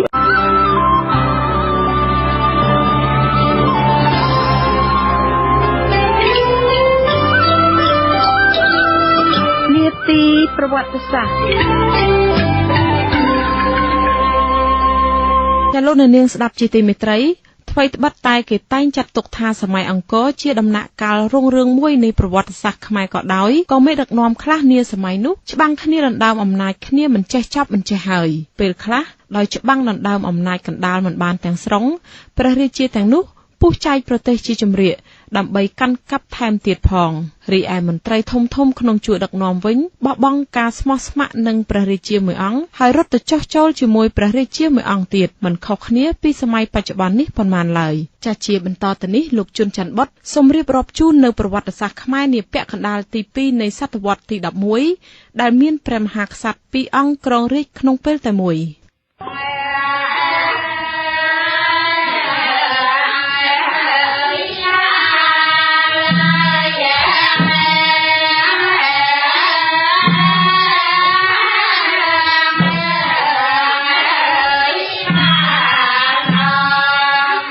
ព្រះបាទឧទយាទិត្យវរ្ម័នទី2បើតាមឯកសារលោកត្រងាក្រោយពីព្រះបាទសូរ្យវរ្ម័នទី1ទ្រង់សោយទីវង្គតទៅព្រះរាជបុត្រច្បងរបស់ព្រះអង្គព្រះនាមឧទយាទិត្យវរ្ម័នទី2ទ្រង់ឡើងគ្រងរាជ្យស្នងព្រះបិតាក៏ប៉ុន្តែបើតាមឯកសាររបស់លោកដូហ្វាងមើញេនិងឯកសាររបស់លោកម៉ូរីក្លេសបញ្ជាក់ថាព្រះបាទឧទយាទិត្យវរ្ម័នទី2នោះមិនមែនជាបុត្ររបស់ព្រះបាទសូរ្យវរ្ម័នទី1ទេតែជាចៅក្មួយរបស់ព្រះអង្គទៅវិញព្រះបាទឧទយាទិត្យវរ្ម័នទី2ទ្រង់បានសាងប្រាសាទភ្នំថ្មីមួយគឺប្រាសាទបាពួនដែលជាស្នូលនៃក្រុងអង្គរទី2ហើយដែលគេតម្កល់នឹងទេវរាជធ្វើអំពីមាសក្រុងថ្មីគឺក្រុងអង្គរទី2នេះមានកំពែងដីព័ទ្ធជុំវិញហើយមានទីតាំងប្រហាក់ប្រហែលនឹងក្រុងអង្គរទី3របស់ព្រះបាទជ័យវរ្ម័នទី7នៅខាងលិចក្រុងថ្មីនេះព្រះអង្គបានជីកបារាយណ៍មួយធំជាងបារាយណ៍មុនគឺបារាយណ៍ខាងលិចឬបារាយណ៍ទឹកថ្លាដែលមានបណ្ដោយប្រវែង8គីឡូម៉ែត្រនិងទទឹងប្រវែង2200ម៉ែត្រដែលមិនគ្រាន់តែបម្រើបំណងខាងសាសនាប៉ុណ្ណោះទេក៏ប៉ុន្តែមានសារៈសំខាន់បំផុតសម្រាប់សេដ្ឋកិច្ចជាតិនៅចំកណ្ដាលបារាយណ៍មានកូនកោះតូចមួយដែលព្រះអង្គទ្រង់បានសាងប្រាសាទមួយមានឈ្មោះថាប្រាសាទមេបុណ្យខាងលិចនៅទីនោះមានតម្កល់បដិមាព្រះវិស្ណុកំពុងផ្ទុំដ៏ធំសម្បើមមួយធ្វើអំពីលង្ហិនបច្ចុប្បន្នរូបបដិមាព្រះវិស្ណុនេះត្រូវគេយកមករក្សាទុកនៅសារមន្ទីរជាតិក្រុងភ្នំពេញក្នុងរាជ្យព្រះបាទឧទយាទិត្យវរ្ម័នទី2មានការបះបោរធំ3លើកទី1នៅឆ្នាំ1052គឺជាការបះបោររបស់រាជទាំងឡាយនៅខេត្តភាគខាងត្បូងក្រោមការដឹកនាំរបស់អរវិន្ធារតៈដែលដំបូងបានទទួលជោគជ័យតែទីបំផុតត្រូវបរាជ័យដោយការវាយបង្ក្រាបរបស់មេទ័ពឈ្មោះសង្គ្រាមមាហើយអ្នកដឹកនាំចលនាបះបោរទាំងនេះក៏ត្រូវរត់ភៀសខ្លួនទៅចម្ប៉ាលើកទី2នៅឆ្នាំ1065នាយទាហានម្នាក់ឈ្មោះកំវៅនាំទ័ពរបស់ខ្លួនរត់ចេញពីរាជធានីឈប់ទទួលស្គាល់អំណាចគ្រប់គ្រងរបស់ព្រះរាជាហើយនាំគ្នាវាយគំទេចសិវលឹង្គនិងទេវបដិមានៅគ្រប់ទិសទីតែត្រូវមេទ័ពសង្គ្រាមមាតាមទាន់ហើយសម្លាប់បានក្រោយពីកំវៅមេបះបោរបានធ្វើឲ្យមេទ័ពព្រះរាជាសង្គ្រាមមាមានរបួសត្រង់ធ្គាមលើកទី3គឺជាការបះបោរនៅខេត្តទាំងឡាយភាគខាងកើតដឹកនាំដោយបងប្អូន2នាក់ឈ្មោះស្លូតនិងសិទ្ធិកោដែលរួមគ្នាជាមួយនឹងមេម្នាក់ទៀតឈ្មោះស័ក្តិសន្តិភូវ័នក៏ប៉ុន្តែចលនានេះក៏ត្រូវបានមេទ័ពដ៏ខ្លាំងពូកែរបស់ព្រះរាជាគឺសង្គ្រាមមាកំទេចឲ្យរលាយសូន្យ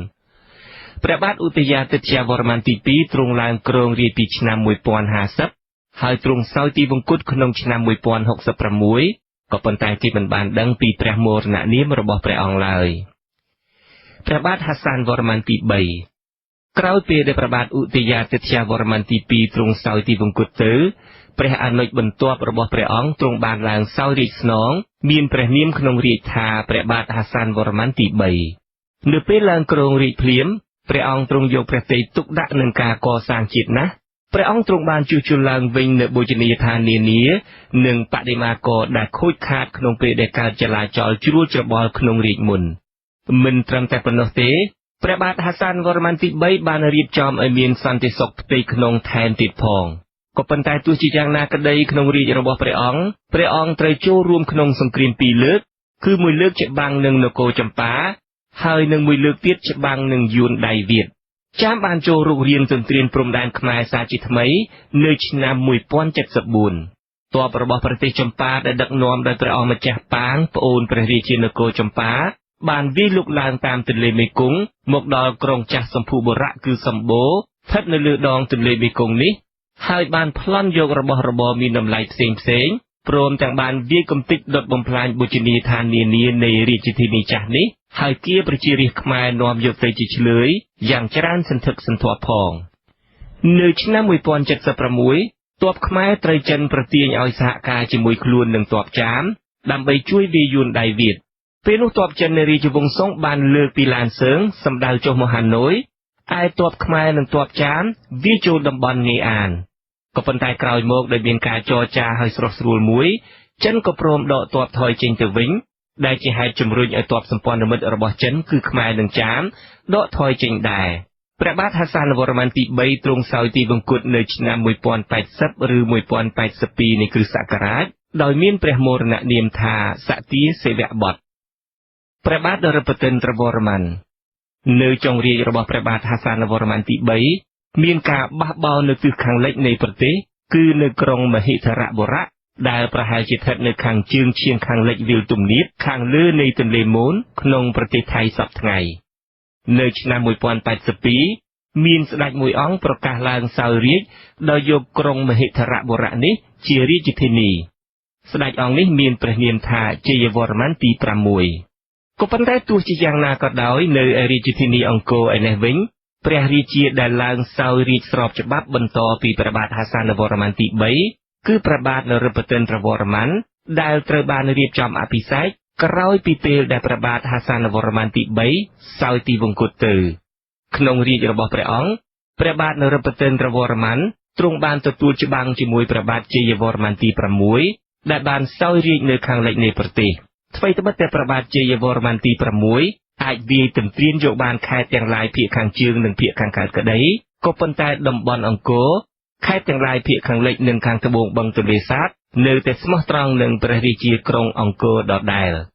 ព្រះបាទនរោត្តមត្រវរ្ម័នទ្រង់សោយរាជនៅរាជធានីអង្គរមានរយៈពេលស្មើគ្នានឹងរាជមហាក្សត្រ2អង្គទៀតនៅភាគខាងលិចនៃប្រទេសគឺព្រះបាទជ័យវរ្ម័នទី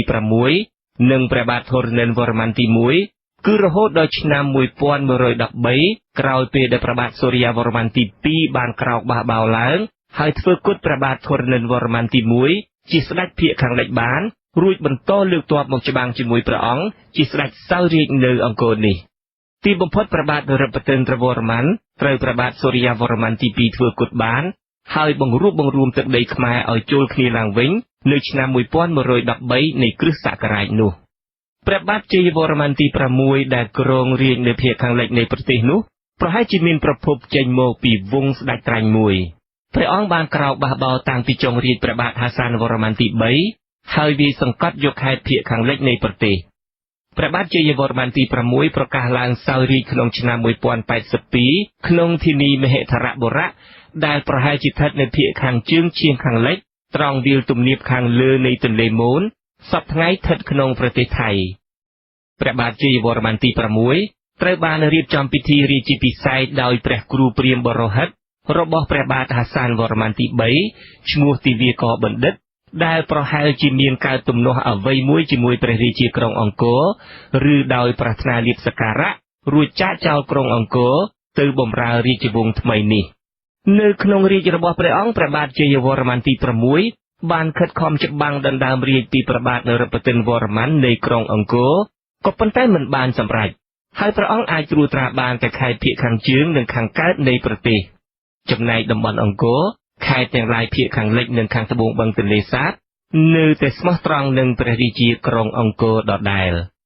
ដើម្បីពង្រីកអនុភាពអតិទេពគឺអំណាចរបស់ព្រះអង្គព្រះបាទជ័យវរ្ម័នទី6ទ្រង់បានកសាងបូជនីយដ្ឋានជាច្រើនឧទ្ទិសចំពោះព្រះពុទ្ធផងនិងចំពោះព្រះឥសូរផងដូចជាបានបន្តការកសាងនៅភ្នំសណ្ដកនៅភ្នំព្រះវិហារនៅវត្តភូនិងភីម៉ៃជាដើមព្រះបាទជ័យវរ្ម័នទី6ទ្រង់សោយទីវង្គតក្នុងឆ្នាំ1107ដោយមានព្រះមរណនាមថាបរមកៃវលយបុត្រខ្ញុំជូន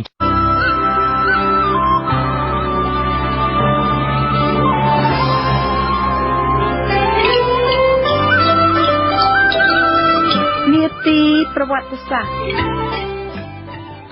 លោកនាងជាទីមេត្រីព្រះមហាក្សត្រខ្មែរមួយអង្គដែលជាអ្នកផ្ដួចផ្ដើមសំណង់ស្ថាបត្យកម្មដ៏ល្បីល្បាញនិងជានិមិត្តរូបនៃប្រទេសកម្ពុជាគឺព្រះបាទសូរ្យាវរ្ម័នទី2ចាព្រះអង្គឡើងគ្រងរាជ្យនៅដើមសតវត្សទី12បន្ទាប់ពីបានធ្វើគុតបរិជាពីព្រះអង្គដែលសោយរាជ្យមុនព្រះអង្គជាបន្តទៅទៀតនេះសូមអញ្ជើញលោកនាងស្ដាប់ការរៀបរាប់របស់លោកជុនច័ន្ទបុត្រអំពីប្រវត្តិសាស្ត្រខ្មែរក្នុងរាជ្យព្រះបាទសូរ្យាវរ្ម័នទី2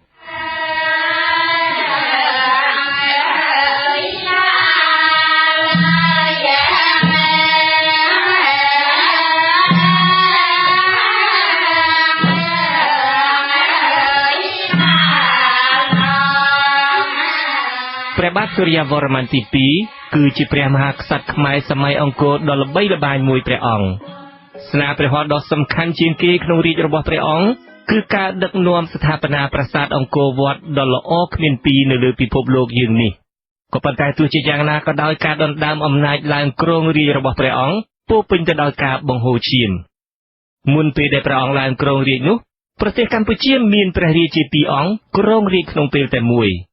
អង្គទ្រង់សោយរាជ្យនៅរាជធានីអង្គរមានព្រះនាមថាព្រះបាទនរោត្តមវរ្ម័ន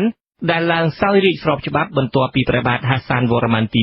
3មួយព្រះអង្គទៀតព្រះនាមព្រះបាទធរណិនវរ្ម័នទី1ដែលទ្រង់សោយរាជ្យបន្តពីព្រះរាមរបស់ព្រះអង្គគឺព្រះបាទជ័យវរ្ម័នទី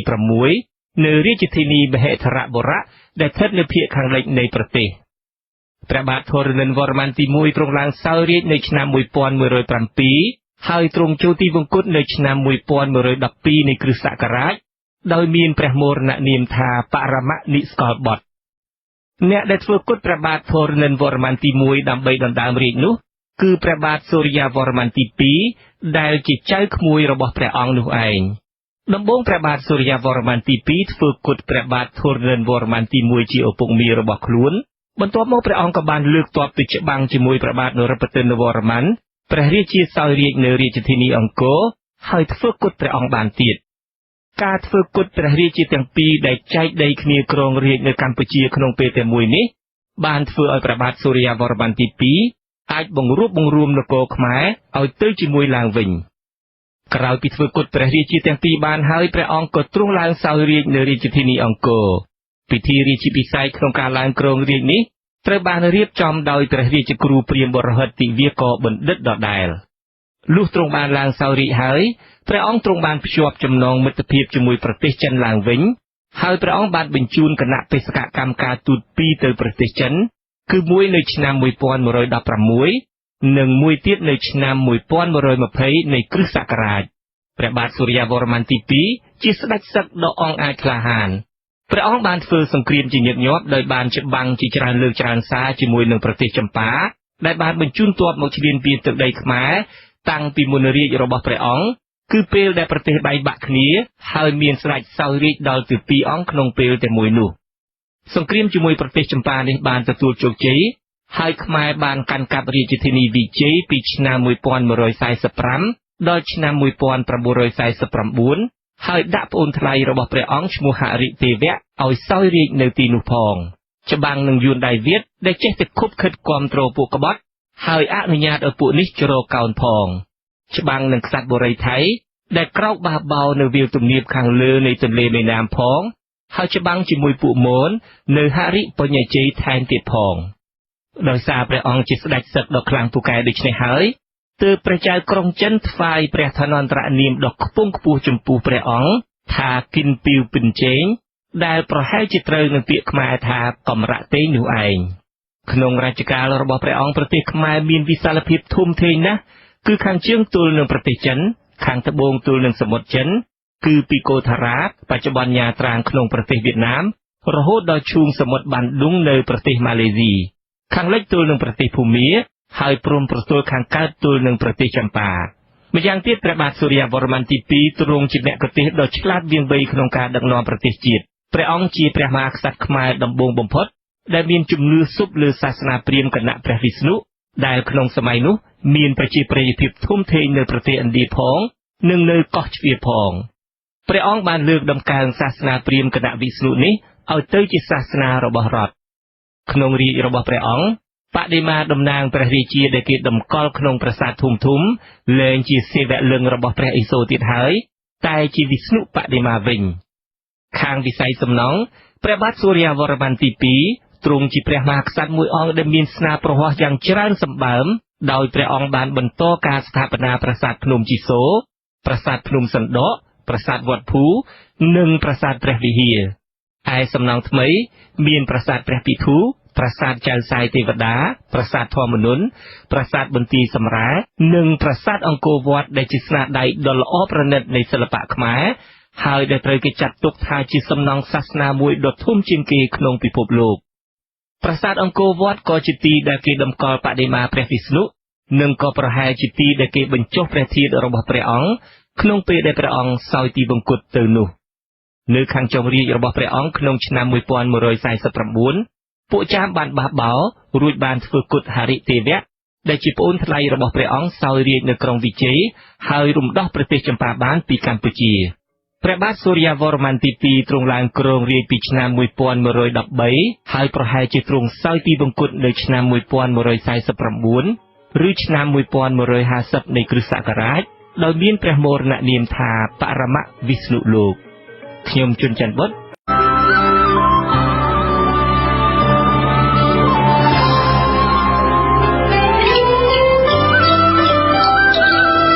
នាទីប្រវត្តិសាស្ត្រ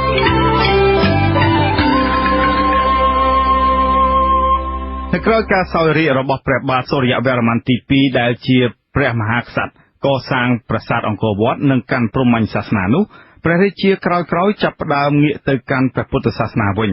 ជាបន្តទៅទៀតនេះលោកជុនច័ន្ទបុត្រសូមរៀបរាប់ជូននៅប្រវត្តិសាស្ត្រខ្មែរសម័យក្រោយការគ្រងរាជ្យព្រះបាទសូរ្យវរ្ម័នទី2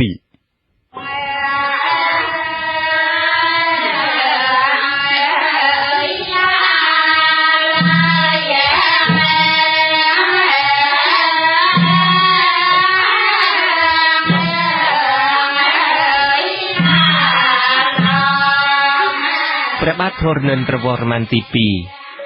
ក្រោយពីព្រះបាទសូរ្យវរ្ម័នទី2សោយទីបង្គត់ទៅប្អូនជីដូនមួយរបស់ព្រះអង្គបានឡើងគ្រងរាជ្យបន្តពីព្រះអង្គដោយមានព្រះនាមក្នុងរាជ្យថាព្រះបាទធរណិន្ទ្រវរ្ម័នទី2ព្រះអគ្គមហេសីរបស់ព្រះអង្គគឺម្ចាស់ក្សត្រីជូឌីមនី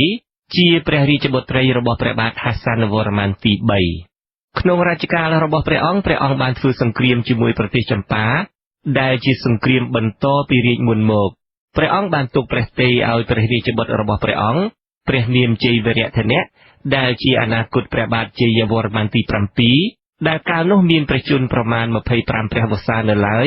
ឲ្យកាន់ជាអគ្គបញ្ជាការកងទ័ពរួចហើយលើកទៅវាយក្រុងវិជ័យនៃប្រទេសចម្ប៉ាព្រះបាទធរណិន្ទ្រវរ្ម័នទី2ជាព្រះមហាក្សត្រដែលសពព្រះរាជហឫទ័យគោរពបូជាព្រះពុទ្ធសាសនាមហាយានដែលកាលនោះមានអ្នកគោរពបូជាកាន់តែច្រើនឡើងហើយព្រះអង្គទ្រង់បានបោះបង់ចោលនៅប្រពៃណីសាសនាព្រាហ្មណ៍ដែលមានពីយូរយារមកហើយនោះថែមទៀតផងព្រះបាទធរណិន្ទ្រវរ្ម័នទី2ទ្រង់បានគ្រងរាជ្យនៅឆ្នាំ1150ហើយទ្រង់សោយទីបង្គត់នៅឆ្នាំ1160នៃគ្រិស្តសករាជក៏ប៉ុន្តែគេមិនបានដឹងពីមរណនាមរបស់ព្រះអង្គទេព្រះបាទយសោវរ្ម័នទី2ព្រះរាជាដែលសោយរាជ្យស្នងព្រះបាទធរណិន្ទ្រវរ្ម័នទី2គឺព្រះបាទយសោវរ្ម័នទី2ដែលទ្រង់ជាប់ជាព្រះញាតិសាលោហិតនឹងព្រះអង្គក្នុងរាជរបស់ព្រះបាទយសោវរ្ម័នទី2មានការកើតវឹកវរចលាចលដោយសិលាចារឹកនិងរូបចម្លាក់ប្រាសាទបន្ទាយឆ្មារបានឲ្យដឹងថាព្រះបាទយសោវរ្ម័នទី2ត្រូវសត្រូវឈ្មោះរាហូវេលុកទាំងសិលាចារឹកទាំងរូបចម្លាក់និយាយពីព្រឹត្តិការណ៍ដែលកើតមានឡើងដោយរាហូនេះដោយនាំឲ្យមានចម្ងល់ថាតើរាហូនេះជាអ្វីជាអ្នកណាតើពេលនោះអាចមានគំនិតក្បត់ណាមួយកើតឡើងក្នុងព្រះរាជវាំងឬទេឬក៏មានការបះបោររបស់មហាជនឬក៏ការបះបោររបស់ពួកចាមចង់សងសឹកព្រោះខ្លួនបានទទួលបរាជ័យយ៉ាងដំណំនៅក្នុងរាជស្ដេចមុននោះក៏ប៉ុន្តែនៅទីបញ្ចប់នៃព្រឹត្តិការណ៍នេះគេបានដឹងច្បាស់ថាព្រះបាទយសោវរ្ម័នទី2ទ្រង់បានជួយសង្គ្រោះឲ្យរួចផុតពីគ្រោះថ្នាក់ដោយអ្នកការពារព្រះអង្គយ៉ាងអង់អាចក្លាហានឈ្មោះស្រិន្ទ្រកុមារាដែលជាព្រះរាជបុត្រមួយអង្គរបស់អនាគតព្រះបាទជ័យវរ្ម័នទី7ថ្មីត្បិតតែព្រះអង្គបានគេចរួចពីគ្រោះថ្នាក់នៃការបះបោររបស់រាហូនៅពេលនោះមែនក៏ប៉ុន្តែនៅចុងបញ្ចប់នៃរាជរបស់ព្រះអង្គ ព្រះបាទយសោវរ្ម័នទី2ត្រូវបានមន្ត្រីជាន់ខ្ពស់របស់ព្រះអង្គម្នាក់ក្បត់ដណ្ដើមរាជ្យហើយធ្វើគុតព្រះអង្គបាននៅឆ្នាំ1165នៃគ្រិស្តសករាជព្រះបាទត្រីភូវនាទិត្យាវរ្ម័ន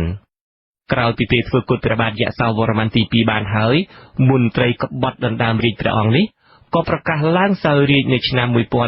1165ដោយមានព្រះនាមក្នុងរាជ្យថាព្រះបាទត្រីភូវនាទិត្យាវរ្ម័នក្នុងរាជ្យរបស់ព្រះរាជាជ្រែករាជ្យនេះសង្គ្រាមរវាងចាមនិងខ្មែរនៅតែបន្តទៅទៀតហើយព្រឹត្តិការណ៍សំខាន់បំផុតដែលកើតមានក្នុងរាជ្យព្រះបាទត្រីភូវនាទិត្យាវរ្ម័ននេះគឺភាពបរាជ័យដ៏ធំបំផុតរបស់ខ្មែរដែលមិនធ្លាប់មានពីមុនមកដោយចាមបានវាយយកក្រុងអង្គរបាននៅឆ្នាំ1177ស្ដេចចាមដែលបើកការវាយលុកដណ្ដើមយកក្រុងអង្គរនេះក៏ជាស្ដេចទើបជ្រែករាជ្យបាននៅនគរចម្ប៉ាដែរស្ដេចចាមនេះមានព្រះនាមថាព្រះបាទជ័យឥន្ទ្រវរ្ម័នទី4ព្រះអង្គបាននាំទ័ពចាមជើងទឹកដែលមានជនជាតិចិនលិចសពើម្នាក់ជាអ្នកនាំផ្លូវឡើងតាមទន្លេមេគង្គរួចឆ្លងកាត់ទន្លេសាបមកលុកលុយក្រុងអង្គរបានហើយធ្វើគុតស្ដេចជ្រែករាជ្យនៅកម្ពុជានេះគឺព្រះបាទត្រីភូវនាទិត្យាវរ្ម័នសុគតក្នុងពេលនោះទៅក្រោយពីពេលនោះមកប្រទេសចម្ប៉ាក៏បានកាន់កាប់និងដាក់នឹមត្រួតត្រាលើប្រទេសកម្ពុជាអស់រយៈពេលជាង4ឆ្នាំពីឆ្នាំ1177ដល់ឆ្នាំ1181នៃគ្រិស្តសករាជគឺមានរយៈកាលប្រហែលគ្នានឹងខ្មែរបានកាន់កាប់ប្រទេសចម្ប៉ាក្នុងរាជ្យព្រះបាទសូរ្យវរ្ម័នទី2ដូច្នោះដែរខ្ញុំជួនច័ន្ទបុត្រ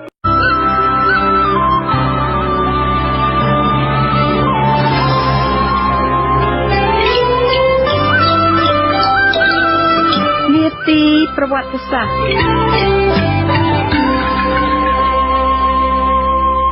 ចាលោកនាងជាទីមេត្រីក្នុងចំណោមព្រះជានៃសម័យអង្គរទាំងអស់ព្រះបាទជ័យវរ្ម័នទី7ជាព្រះជាមួយអង្គដែលគេចាត់ទុកថាមានមហិទ្ធិឫទ្ធិបំផុតក្នុងព្រះរាជពង្សាវតារនៃប្រទេសកម្ពុជាចាព្រះអង្គទ្រង់បានកសាងប្រាសាទបាយ័នដ៏ល្បីល្បាញដែលជាស្នូលនៃរាជធានីអង្គរទី3ខុសពីព្រះជានៃសម័យអង្គរដែលភាគច្រើនគោរពប្រតិបត្តិព្រហ្មញ្ញសាសនាព្រះបាទជ័យវរ្ម័នទី7ទ្រង់គោរពពុទ្ធសាសនាមហាយានពិសេសគឺគោរពបូជាព្រះពោធិសត្វអវលោកិតិស្វរៈចាជាបន្តទៅទៀតនេះលោកជុនច័ន្ទបុត្រសូមរៀបរាប់ជូនអំពីព្រះបាទជ័យវរ្ម័នទី7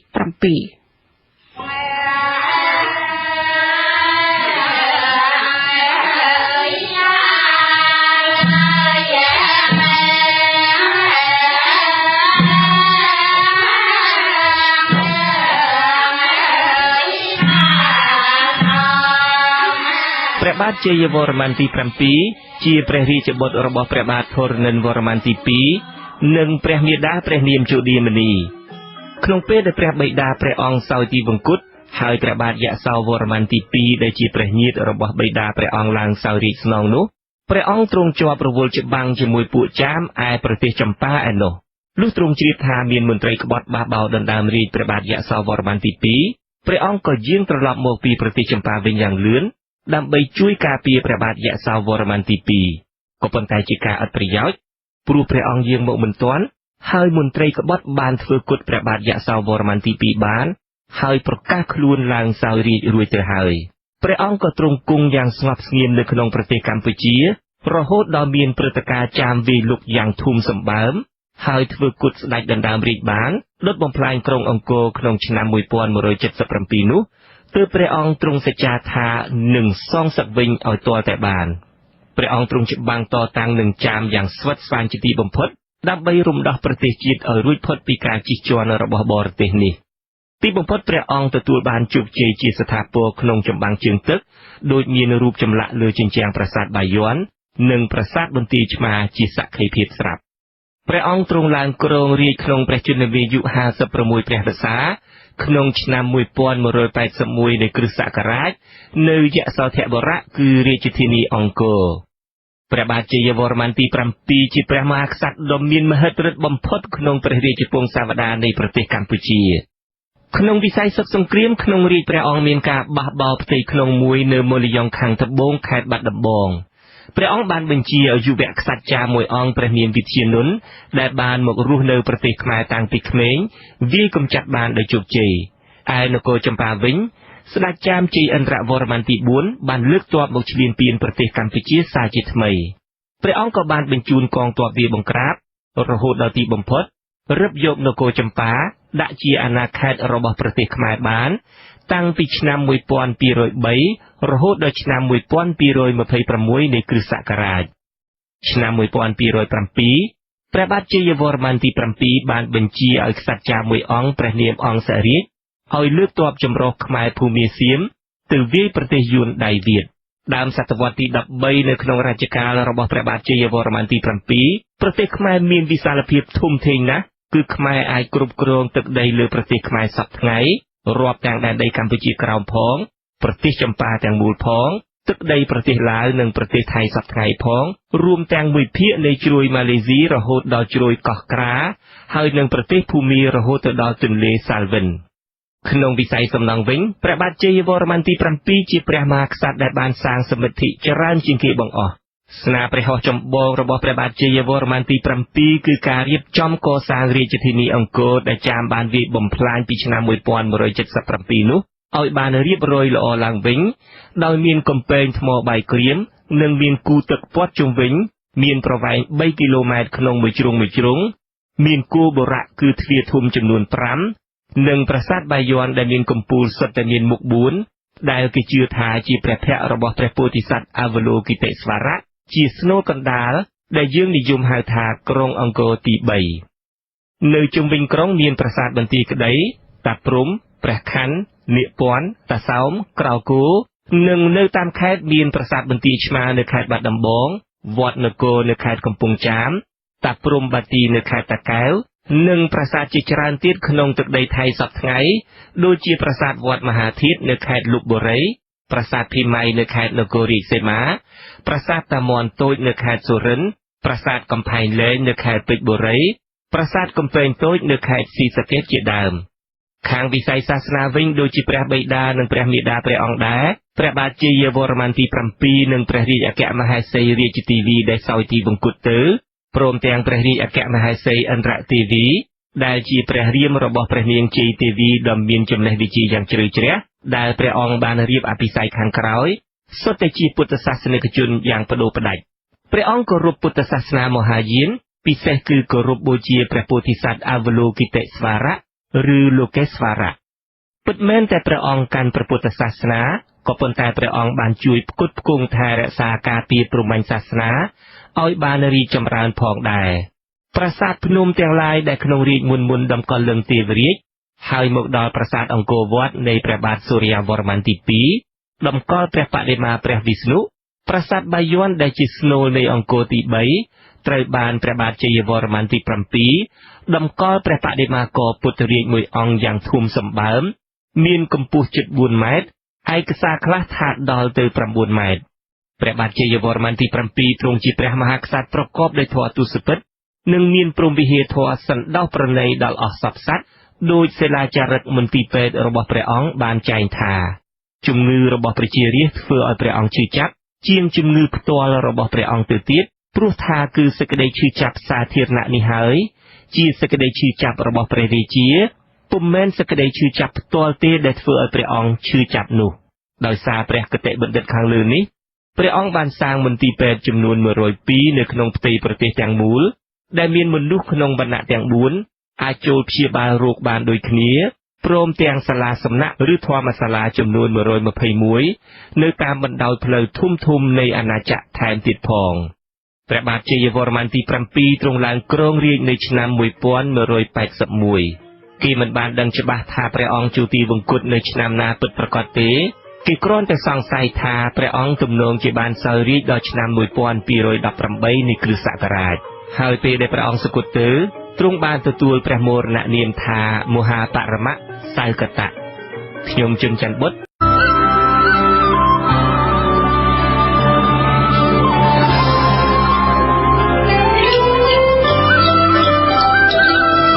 នាទីប្រវត្តិសាស្ត្រ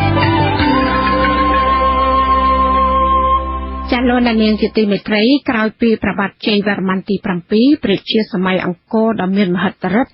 និងជាព្រះជាគោរពប្រតិបត្តិព្រះពុទ្ធសាសនាចូលទីវង្គតទៅនៅដើមសតវត្សទី13ព្រះជាក្រោយៗលើកលែងតែព្រះបាទឥន្ទ្រវរ្ម័នទី2ដែលជាព្រះជាបុត្រព្រះអង្គចេញបានងាកទៅគោរពបូជាព្រហ្មញ្ញសាសនាវិញហើយថែមទាំងបានបំផ្លាញពុទ្ធបដិមានិងចម្លាក់ទាំងឡាយតាក់ទងនឹងព្រះពុទ្ធសាសនាផងជាបន្តទៅទៀតនេះលោកជុនច័ន្ទបុត្រសូមរៀបរាប់ជូននៅព្រះជាសម័យអង្គរពីរអង្គទៀតគឺព្រះបាទឥន្ទ្រវរ្ម័នទី2និងព្រះបាទជ័យវរ្ម័នទី8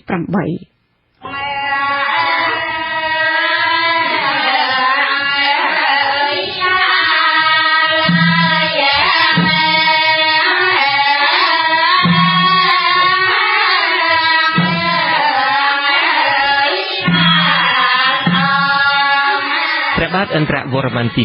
2ព្រះបាទឥន្ទ្រវរ្ម័នទី2បានឡើងគ្រងរាជ្យបន្ទាប់ពីព្រះបាទជ័យវរ្ម័នទី7ក៏ប៉ុន្តែគេមិនបានដឹងច្បាស់ទេថាតើបុត្រអង្គណាមួយរបស់ព្រះអង្គបានឡើងសោយរាជ្យស្នងពីព្រះអង្គទេដោយសារព្រះបាទជ័យវរ្ម័នទី7មានព្រះរាជបុត្រច្រើនគេគ្រាន់តែសង្ស័យថាព្រះរាជាអង្គនេះប្រហែលជាព្រះរាជបុត្ររបស់ព្រះនាងឥន្ទ្រទេវី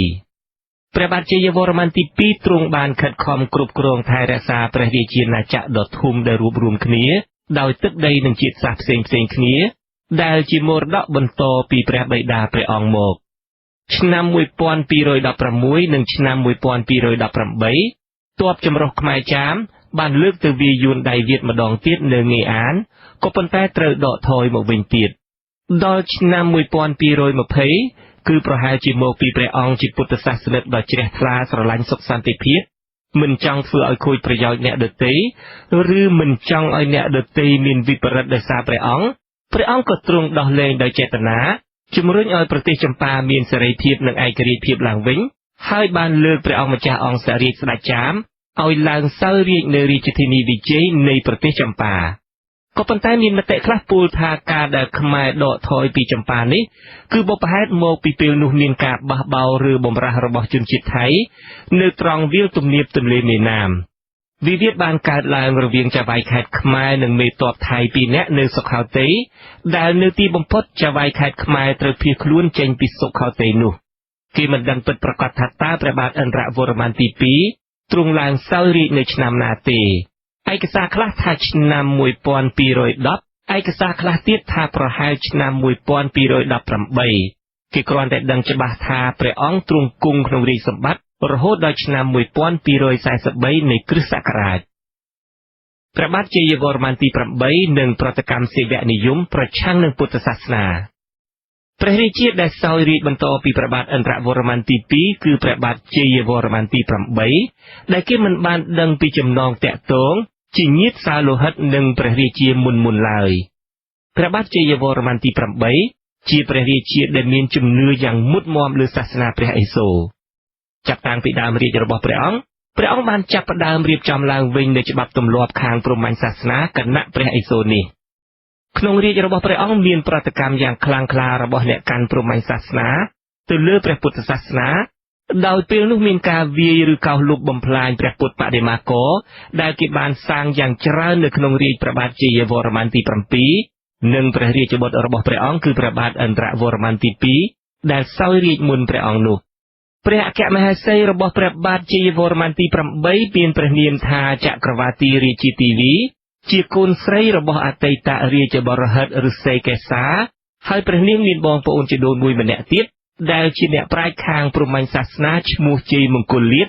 ដែលស្វាមីព្រះនាងទ្រង់គោរពកោតក្រែងរហូតដល់បានសាងប្រាសាទមួយក្នុងរាជ្យរបស់ព្រះអង្គដើម្បីតម្កល់បដិមាករតំណាងព្រាហ្មណ៍រូបនេះថែមទៀតផងនៅក្នុងប្រទេសប្រជារាស្ត្រទូទៅនិងមន្ត្រីធំនៃព្រះបរមរាជវាំងមួយចំនួនដែលនៅគោរពព្រះពុទ្ធសាសនាដែលនាំចូលមកពីកោះស្រីលង្កាដោយព្រះអង្គម្ចាស់តាម៉ាលិនដែលជាព្រះរាជបុត្រមួយអង្គរបស់ព្រះបាទជ័យវរ្ម័នទី7ក្នុងឆ្នាំ1190នៃគ្រិស្តសករាជមានការមិនសប្បាយចិត្តនឹងប្រតិកម្មរបស់អ្នកកាន់ព្រហ្មញ្ញសាសនាដែលបានវាយបំផ្លាញឬកោសលុបធ្វើឲ្យខូចខាតបដិមាករនិងសមិទ្ធិផ្សេងខាងព្រះពុទ្ធសាសនានេះបានបង្កជាភាពវឹកវរចលាចលប្រឆាំងនឹងការប្រមូលពន្ធដារ ឬកំណែនដើម្បីបំពេញការកសាងបូជនីយដ្ឋានផ្សេងសម្រាប់សាសនាព្រាហ្មណ៍នោះផងចំណែកនយោបាយក្រៅប្រទេសវិញព្រះបាទជ័យវរ្ម័នទី8ត្រូវប្រឈមមុខនឹងការបះបោររបស់ជនជាតិថៃដែលហូរមកពីយូណានខេត្តភាគខាងត្បូងប្រទេសចិនកាន់តែច្រើនឡើងក្នុងពេលដែលពួកម៉ុងហ្គោលលុកលុយប្រទេសចិនពួកថៃដែលបានចម្លងយករបៀបចាត់ចែងទ័ពតាមពួកម៉ុងហ្គោលនិងបានចម្លងឬត្រាប់យកអក្សរខ្មែរទៅប្រើប្រាស់បានបះបោរវាយរឹបយកតំបន់វាលទំនាបទន្លេមេណាមរបស់ខ្មែរទីបំផុតពួកថៃក្រោមការដឹកនាំរបស់រាមាកំហែងក៏បានប្រកាសឯករាជ្យហើយរឹបយកទីក្រុងចាស់របស់ខ្មែរគឺសុខោទ័យធ្វើជារាជធានីរបស់ខ្លួនម្យ៉ាងទៀតព្រះបាទជ័យវរ្ម័នទី8ត្រូវប្រឈមមុខតទល់នឹងពួកម៉ុងហ្គោលដែលបានវាយលុកឈ្លានពានលើអាស៊ីអាគ្នេយ៍ទាំងមូលក្រោយពីបានវាយយកប្រទេសចិនបានហើយបង្កើតរាជវង្សឡើងសោយរាជលើប្រទេសនេះពីឆ្នាំ1279ដល់ឆ្នាំ1368ដល់ឆ្នាំ1283ក្រោយពីវាយយកបានភាគខាងជើងនិងភាគកណ្ដាលនៃប្រទេសចម្ប៉ាហើយឧត្តមសេនីយ៍ស៊ូហ្គាទូមេបញ្ជាការនៃកងទ័ពម៉ុងហ្គោលបានបញ្ជូនមេទ័ព2នាក់ឲ្យចូលមកប្រទេសកម្ពុជាតែត្រូវខ្មែរចាប់បានជាឆ្លើយទាំង2នាក់ទោះបីជាទ័ពខ្មែរចាប់បានមេទ័ពទាំង2នាក់របស់ម៉ុងហ្គោលក៏ដោយក៏ព្រះបាទជ័យវរ្ម័នទី8ទ្រង់ឆ្វេងយល់ថាគួរតែលើកសួយសារអាករទៅថ្វាយព្រះចៅគូប៉ៃឡៃខាន់នៅឆ្នាំ1285នៃគ្រិស្តសករាជនោះនៅចុងរាជរបស់ព្រះអង្គឆ្នាំ1295វិបត្តិក្នុងរាជវង្សមួយបានកើតឡើងហើយវិបត្តិនេះបានជំរុញឲ្យព្រះបាទជ័យវរ្ម័នទី8ទ្រង់ដាក់រាជហើយប្រគល់រាជសម្បត្តិទៅឲ្យបុត្រសុនេសាគឺកូនប្រសាររបស់ព្រះអង្គព្រះនាមស្រិន្ទ្រវរ្ម័នសោយរាជជំនួសវិញដល់សោយទីវង្គតទៅព្រះបាទជ័យវរ្ម័នទី8ទ្រង់បានទទួលព្រះមរណនាមថាបរមេស្វរបុត្រខ្ញុំជុនច័ន្ទបុត្រ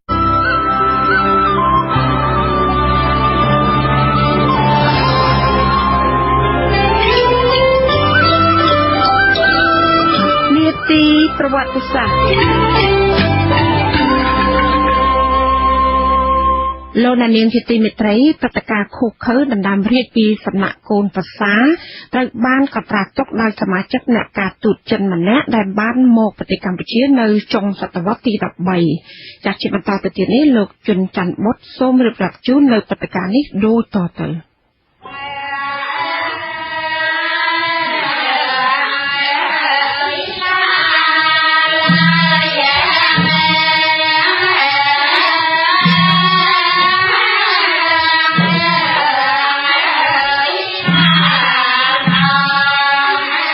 ព្រះបាទស្រិន្ទ្រវរ្ម័នឬឥន្ទ្រវរ្ម័នទី3ព្រឹត្តិការណ៍ជ្រែករាជពីសំណាក់កូនប្រសារនៅឆ្នាំ1295ក៏កើតឡើងដោយសារព្រះរាជបុត្រីរបស់ព្រះបាទជ័យវរ្ម័នទី8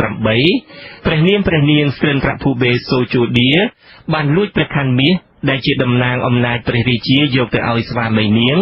ដែលបានបង្ខំឲ្យព្រះបាទជ័យវរ្ម័នទី8ជាព្រះបិតាចុះចេញពីរាជបល្ល័ង្កហើយប្រគល់រាជសម្បត្តិនេះទៅឲ្យព្រះបាទស្រិន្ទ្រវរ្ម័នឬឥន្ទ្រវរ្ម័នទី3ជាកូនប្រសារសោយរាជស្នងព្រះអង្គក្នុងឆ្នាំនោះសមាជិកអ្នកការទូតចិនម្នាក់របស់ព្រះចៅអធិរាជតេម៉ូឈ្មោះលោកជូតាខ្វាន់ដែលបានមកទស្សនាប្រទេសកម្ពុជាក្នុងឆ្នាំ1296គឺមួយឆ្នាំក្រោយព្រឹត្តិការណ៍ជ្រែករាជនោះក៏បានផ្ដល់សក្ខីកម្មចំពោះព្រឹត្តិការណ៍នេះដែរលោកបានសរសេរបញ្ជាក់ថាការផ្លាស់ប្ដូររជ្ជកាលនេះមានភាពឃោឃៅគឺស្ដេចដែលឡើងសោយរាជជាកូនប្រសាររបស់ស្ដេចមុនលោកបន្តថាកូនស្រីរបស់ស្ដេចអង្គនេះបានលួចយកព្រះខ័នមាសរបស់ព្រះបិតាទៅឲ្យស្វាមីនាងលោកជូតាខ្វាន់បានអះអាងបន្តថាកូនប្រុសរបស់ព្រះបាទជ័យវរ្ម័នទី8ដែលត្រូវទទួលរាជបន្តពីព្រះបិតាទ្រង់មិនទទួលយកស្ដេចថ្មីដណ្ដើមរាជនេះទេហើយបានចេញពីព្រះបរមរាជវាំងដើម្បីទៅកេណ្ឌទ័ពស្ដេចថ្មីចាប់បានក៏យកទៅកាត់ម្រាមជើងចោលនិងយកទៅឃុំទុកក្នុងបន្ទប់ងងឹតព្រះបាទស្រិន្ទ្រវរ្ម័នឬឥន្ទ្រវរ្ម័នទី3ជាព្រះមហាក្សត្រដែលជឿនិងគោរពព្រះពុទ្ធសាសនាហីនយានហើយគឺជាព្រះមហាក្សត្រខ្មែរដំបូងដែលបានកសាងសិលាចារឹកជាភាសាបាលីភាសាសក្ការៈខាងព្រះពុទ្ធសាសនាជំនួសភាសាសំស្ក្រឹតភាសានៃសាសនាព្រាហ្មណ៍នៅប្រទេសកម្ពុជានេះនៅក្នុងរាជព្រះអង្គប្រទេសខ្មែរបានទទួលសុខសន្តិភាពណាស់ថ្មីត្បិតតែព្រះអង្គទ្រង់គោរពព្រះពុទ្ធសាសនាក៏ប៉ុន្តែព្រហ្មញ្ញសាសនាក៏បានទទួលការឧបត្ថម្ភពីព្រះអង្គហើយមានភាពរុងរឿងផងដែរ នៅឆ្នាំ1307ព្រះបាទស្រិន្ទ្រវរ្ម័នឬឥន្ទ្រវរ្ម័នទី3បានដាក់រាជ្យហើយផ្ទេររាជសម្បត្តិផ្សាយទៅរាជទាយាទយុវរាជនៅក្នុងឆ្នាំនោះបន្ទាប់មកព្រះអង្គក៏យាងទៅគង់នៅក្នុងអាស្រមព្រះពុទ្ធសាសនាមួយយ៉ាងស្ងាត់ស្ងៀមនៅក្នុងព្រៃព្រះបាទស្រិន្ទ្រជ័យវរ្ម័នឬឥន្ទ្រជ័យវរ្ម័នក្រោយពីព្រះបាទឥន្ទ្រវរ្ម័នទី3ដាក់រាជ្យហើយទ្រង់ទៅគង់យ៉ាងស្ងៀមស្ងាត់នៅក្នុងព្រៃព្រះបាទស្រិន្ទ្រជ័យវរ្ម័នឬឥន្ទ្រជ័យវរ្ម័នដែលជាព្រះញាតិទ្រង់ឡើងសោយរាជ្យស្នងព្រះអង្គដោយព្រះអង្គមានជំនឿលើសាសនាព្រះឥសូរយ៉ាងមោះមុតផ្ទុយពីរាជមុនព្រះអង្គនោះព្រះបាទឥន្ទ្រជ័យវរ្ម័នបានខំស្ដារចាត់ចែងតុបតែងបន្ថែមនៅប្រាសាទខាងព្រហ្មញ្ញសាសនាដែលបានកសាងឡើងក្នុងរជ្ជកាលព្រះបាទជ័យវរ្ម័នទី8ឧទ្ទិសចំពោះព្រាហ្មណ៍ជ័យមង្គលលាភហើយព្រះអង្គដែលមានគំនិតប្រឆាំងនឹងព្រះពុទ្ធសាសនាបានជួយគាំទ្រប្រតិកម្មរបស់អ្នកកាន់ព្រហ្មញ្ញសាសនាឲ្យវាបំផ្លាញបដិមាផ្សេងៗខាងព្រះពុទ្ធសាសនាដែលជាហេតុបណ្ដាលឲ្យមានការបះបោរកើតចំនួនទាស់ទែងផ្ទៃក្នុងរវាងខ្មែរនិងខ្មែរពីរឿងសាសនានេះថែមទៀតផងឆ្លៀតឱកាសដ៏ល្អនេះជនជាតិថៃដែលយកលេសថាការពារជំនឿព្រះពុទ្ធសាសនាបានឆ្លៀតឱកាសលុកលុយប្រទេសកម្ពុជារហូតដល់ប្រទេសចម្ប៉ាថែមទៀតផងនៅក្នុងរាជរបស់ព្រះអង្គគឺនៅក្នុងឆ្នាំ1320គណៈបេសកកម្មចិនមួយត្រូវបានបញ្ជូនមកដើម្បីទិញដំរីផ្សាំងពីប្រទេសខ្មែរព្រះបាទឥន្ទ្រជ័យវរ្ម័នទ្រង់ឡើងសោយរាជ្យពីឆ្នាំ1307ឬឆ្នាំ1308ហើយគង់ក្នុងរាជរហូតដល់ឆ្នាំ1327នៃគ្រិស្តសករាជព្រះបាទជ័យវរ្ម័នទី9បន្ទាប់ពីរាជរបស់ព្រះបាទឥន្ទ្រជ័យវរ្ម័នព្រះរាជបុត្ររបស់ព្រះអង្គព្រះនាមសីហនុបានឡើងគ្រងរាជស្នងដោយមានព្រះនាមក្នុងរាជថាព្រះបាទជ័យវរ្ម័នទី9នៅក្នុងឆ្នាំ1327នៃគ្រិស្តសករាជគេមិនបានដឹងច្បាស់ពីរយៈកាលគ្រងរាជរបស់ព្រះបាទជ័យវរ្ម័នទី9ឬព្រះបាទសីហនុនៅអង្គរពិតប្រាកដទេតែគេអាចដឹងថាគឺព្រះបាទជ័យវរ្ម័នទី9នេះហើយដែលបានបញ្ជូនទូតទៅប្រទេសចិននៅឆ្នាំ1330និងបានចាត់គណៈប្រតិភូមួយទៅធ្វើវឌ្ឍនកិច្ចចំពោះប្រទេសដៃវៀតនៅច្រកភ្នំគ្រឿវ៉ៅនៅឆ្នាំ1335នៃគ្រិស្តសករាជព្រះបាទជ័យវរ្ម័នទី9ជាព្រះមហាក្សត្រចុងក្រោយបង្អស់ដែលគេស្គាល់តាមសិលាចារឹកហើយគឺប្រហែលជាព្រះរាជាខ្មែរសម័យអង្គរចុងក្រោយបង្អស់ដែលទ្រង់យកព្រះនាមវរ្ម័នមកប្រើផងដែរព្រះមហាក្សត្រអង្គនេះក៏ទ្រង់ជាព្រះរាជាមានជំនឿមុតមាំលើសាសនាព្រះឥសូរក្នុងគោលបំណងបង្ហាញឲ្យឃើញជាសាធារណៈនៅជំនឿនេះព្រះអង្គទ្រង់បានចាត់ចែងឲ្យសាងសិលាចារឹកមួយដាក់តម្កល់ក្នុងបូជនីយដ្ឋានព្រះពុទ្ធសាសនាដ៏សម្បើមអស្ចារ្យមួយគឺប្រាសាទបាយ័នដែលបានកសាងឡើងដោយព្រះបាទជ័យវរ្ម័នទី7ថែមទៀតផងទង្វើទាំងនេះបានធ្វើឲ្យមានប្រតិកម្មរបស់មហាជនកាន់តែច្រើននិងកាន់តែកម្រឡើងនៅទូទាំងផ្ទៃប្រទេសខ្ញុំជុនច័ន្ទបុត្រ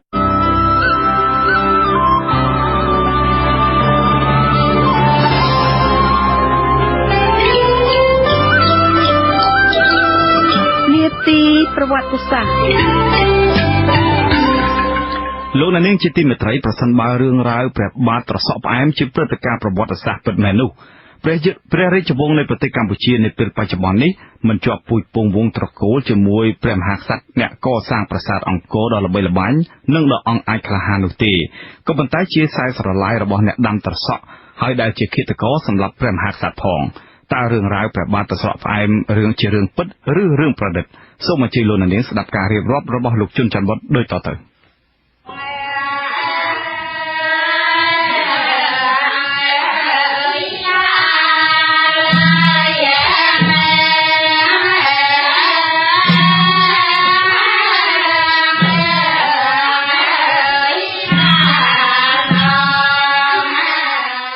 វិបត្តិសាសនាដែលអូសបន្លាយយូរអង្វែងនៅភាគខាងចុងនៃសម័យអង្គរហើយដែលមានប្រតិកម្មចាស់កំសួលជាអំពើអាក្រក់ទៅលើគ្នាទៅវិញទៅមកជួនកាលព្រះពុទ្ធសាសនាប៉ះពាល់ទៅលើព្រហ្មញ្ញសាសនាហើយភាគច្រើនខាងព្រហ្មញ្ញសាសនាបានបំផ្លាញព្រះពុទ្ធសាសនាដែលមានអ្នកគោរពបូជាកាន់តែច្រើនលើសលប់ណាស់ទៅហើយនៅក្នុងប្រទេសនោះបានជំរុញឲ្យប្រទេសកម្ពុជាធ្លាក់ចូលក្នុងវិបត្តិផ្ទៃក្នុងមួយយ៉ាងធំដោយប្រវត្តិសាស្ត្រជាតិត្រូវកាត់ផ្តាច់មួយរយៈកាលហើយភ្ជាប់មកវិញដោយព្រឹត្តិការណ៍បដូររាជវង្សពីវង្សវរ្ម័នមកវង្សត្រសក់ផ្អែមដែលអ្នកស្រាវជ្រាវនឹងប្រវត្តិវិទូភាគច្រើនយល់ថានេះជាបដិវត្តន៍ខាងនយោបាយនិងខាងសាសនារបស់នាយត្រសក់ផ្អែម ចាប់តាំងពីដំណាក់កាលនោះមក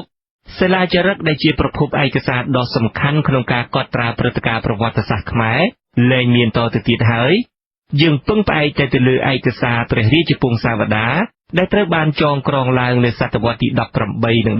19តាមការនិយាយបន្តគ្នាឬទន្ទិញចាំមាត់និងលើអត្ថបទបុរាណខ្លះដែលពីដើមគេតម្កល់ទុកក្នុងក្រុងឧដុង្គដែលពោរពេញទៅដោយភាពច្របូកច្របល់ទាំងលំដាប់ព្រះមហាក្សត្រទាំងលំដាប់កាលបរិច្ឆេទមកដល់ពេលនេះយើងសង្កេតឃើញថាអ្នកប្រវត្តិវិទូភាគច្រើនបានយល់ស្របគ្នាដាក់ព្រះបាទត្រសក់ផ្អែមឲ្យសោយរាជបន្តផ្ទាល់ពីព្រះបាទជ័យវរ្ម័នទី9ឬព្រះសីហនុរាជ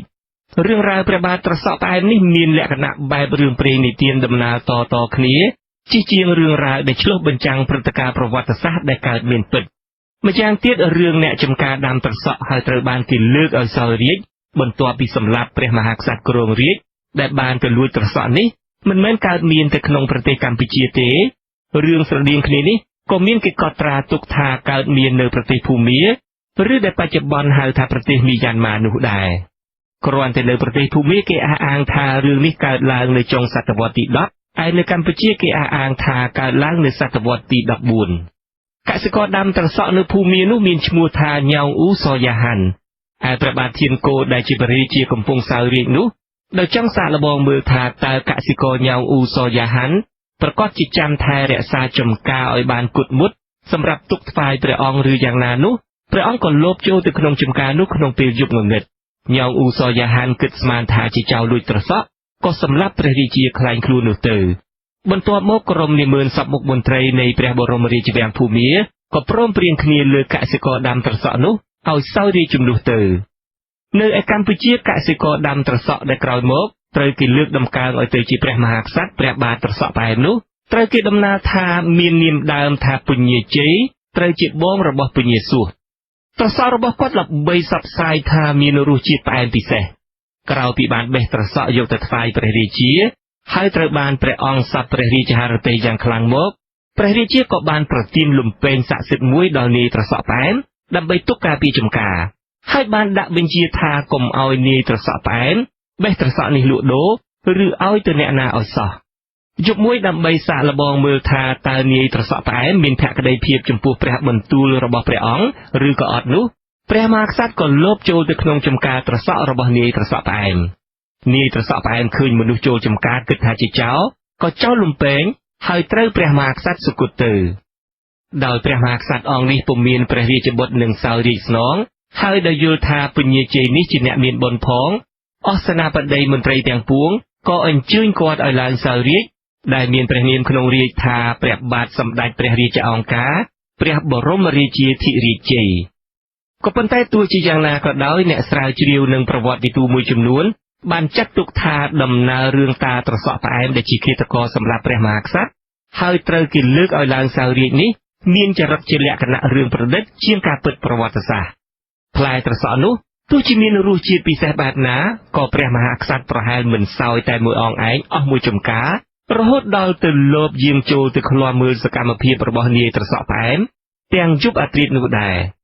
ម្យ៉ាងទៀតជាព្រះមហាក្សត្រព្រះអង្គមានសេនាអាមាត្យមាននំមាននាងឆ្វេងស្ដាំដែលព្រះអង្គអាចចាត់ឲ្យលបចូលចំការបាន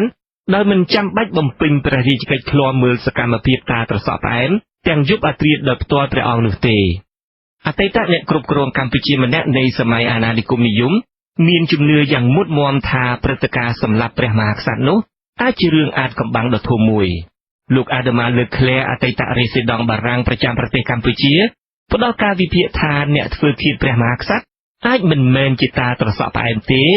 តែអាចជាស្នាដៃរបស់ពួកនាម៉ឺនក្នុងវាំងគេគ្រាន់តែធ្វើឃាតព្រះអង្គនៅក្នុងចំការត្រសក់លោកលើក្លែបន្តថាការធ្វើឃាតព្រះមហាក្សត្រនេះអាចជាការធ្វើបដិវត្តន៍មួយខាងសាសនាប្រឆាំងនឹងអ្នកកាន់ព្រហ្មញ្ញសាសនាពីសំណាក់អ្នកកាន់ព្រះពុទ្ធសាសនាលោកលើកហេតុផលថានាដំណាក់កាលនោះមន្ត្រីធំនៃព្រះបរមរាជវាំងបានទទួលយកព្រះពុទ្ធសាសនាទៅហើយ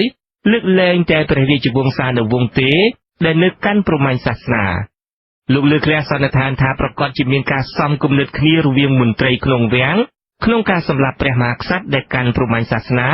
ដើម្បីតែងតាំងព្រះរាជាថ្មីដែលកាន់ព្រះពុទ្ធសាសនាវិញនេះគឺជាទស្សនៈរបស់អ្នកស្រាវជ្រាវមួយចំនួន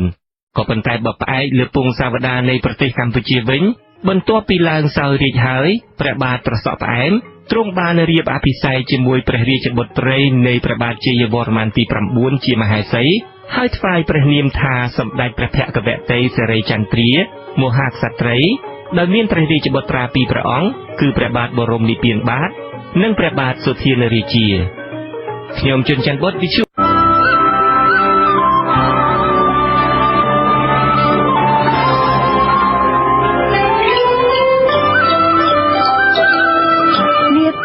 ប្រវត្តិសាស្ត្រលោកអ្នកនាងជាទីមេត្រីនាពេលកណ្ដាលទី2នៃសតវត្សទី14ក្រោយការគ្រងរាជ្យរបស់ព្រះបាទត្រសក់ផ្អែមប្រទេសកម្ពុជាបានធ្លាក់នៅក្រោមការគ្រប់គ្រងរបស់ប្រទេសសៀមអស់រយៈកាលជាង1ឆ្នាំគឺនៅក្នុងគ្រានោះហើយដែលសៀមបានលួចយកទ្រព្យសម្បត្តិមានតម្លៃព្រមទាំងឯកសារសពសារពើយកទៅស្រុកសៀមបាទជាបន្តទៅទៀតនេះលោកជុនច័ន្ទបុត្រសូមរៀបរាប់ជូននៅព្រឹត្តិការណ៍ប្រវត្តិសាស្ត្រនានាដែលនាំឲ្យប្រទេសកម្ពុជាធ្លាក់ចូលក្នុងកណ្ដាប់ដៃសៀមនេះ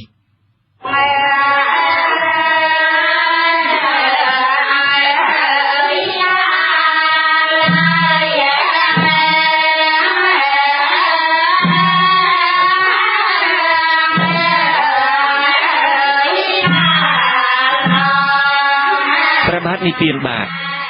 ឯកសារដែលរៀបរាប់ពីស្ដេចសោយរាជ្យបន្តពីព្រះបាទត្រសក់ផ្អែមក៏មានភាពច្របូកច្របល់ណាស់ដែរហើយយើងឃើញថាមានខុសគ្នាដល់ទៅចំនួន5រាជស្ដេចផែនដីឯកសារខ្លះបញ្ជាក់ថាស្ដេចសោយរាជ្យស្នងព្រះបាទត្រសក់ផ្អែមគឺព្រះបាទពញាសួសប្អូនត្រសក់ផ្អែមរួចបន្តទៅព្រះបាទសិរីវិជ្ជៈកូនត្រសក់ផ្អែមរួចបន្តទៅផែនដីព្រះលំពង់កូនសិរីវិជ្ជៈរួចតទៅដែនដីព្រះរាជអង្ការកូនព្រះលំពង់រួចបន្តមកដែនដីព្រះសូរិយោពណ៌ជាកូនព្រះអង្ការរួចទៅដល់ព្រះបាទនិព្វានចក្រដែលឯកសារនោះបញ្ជាក់ថាជាកូនសូរិយោពណ៌ប៉ុន្តែឯកសារស្ទើរតែទាំងអស់បានបញ្ជាក់ថាស្ដេចដែលសោយរាជ្យបន្តពីព្រះបាទត្រសក់ផ្អែមគឺព្រះរាជបុត្ររបស់ព្រះអង្គដែលគេបានស្គាល់ព្រះមរណនាមថាព្រះបាទនិព្វានបាទឬនិព្វានចក្រដែលឡើងសោយរាជ្យនៅឆ្នាំ1340នៃគ្រិស្តសករាជព្រះអង្គទ្រង់គ្រប់គ្រងប្រទេសបន្តពីព្រះបិតាព្រះអង្គដោយសុខសាន្តដោយបានចងសម្ព័ន្ធមេត្រីភាពយ៉ាងល្អជាមួយប្រទេសជិតខាងគឺប្រទេសឡាវសៀមយួនតុងកឹងនិងនគរចម្ប៉ាក៏ប៉ុន្តែគួរកត់សម្គាល់ថាតាំងពីបដូររាជវង្សពីវង្សវរ្ម័នមកវង្សត្រសក់ផ្អែមគឺចាប់តាំងពីរាជវង្សព្រះបាទត្រសក់ផ្អែមនិងរាជព្រះនិព្វានបាទជាព្រះរាជបុត្រព្រះអង្គនេះមកប្រទេសខ្មែរហាក់បាត់បង់ភាពជាម្ចាស់ទាំងស្រុងលើទឹកដីភាគខាងលិចរបស់ខ្លួនដែលមានជនជាតិសៀមចូលមកលុកលុយនិងរស់នៅទីនោះព្រះបាទនិព្វានបាទទ្រង់សោយរាជ្យបានរយៈកាលជាង5ឆ្នាំក៏ទ្រង់ប្រជួន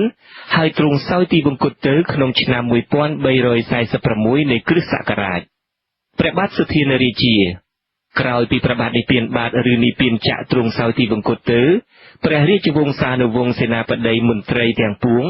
បានជ្រើសរើសព្រះរាជបុត្រាពៅរបស់ព្រះបាទត្រសក់ផ្អែមព្រះអនុជរបស់ព្រះបាទនិព្វានបាទព្រះនាមសុធានរាជាឲ្យឡើងគ្រងរាជ្យស្នងព្រះអង្គដោយយកនគរធំជារាជធានីដដែល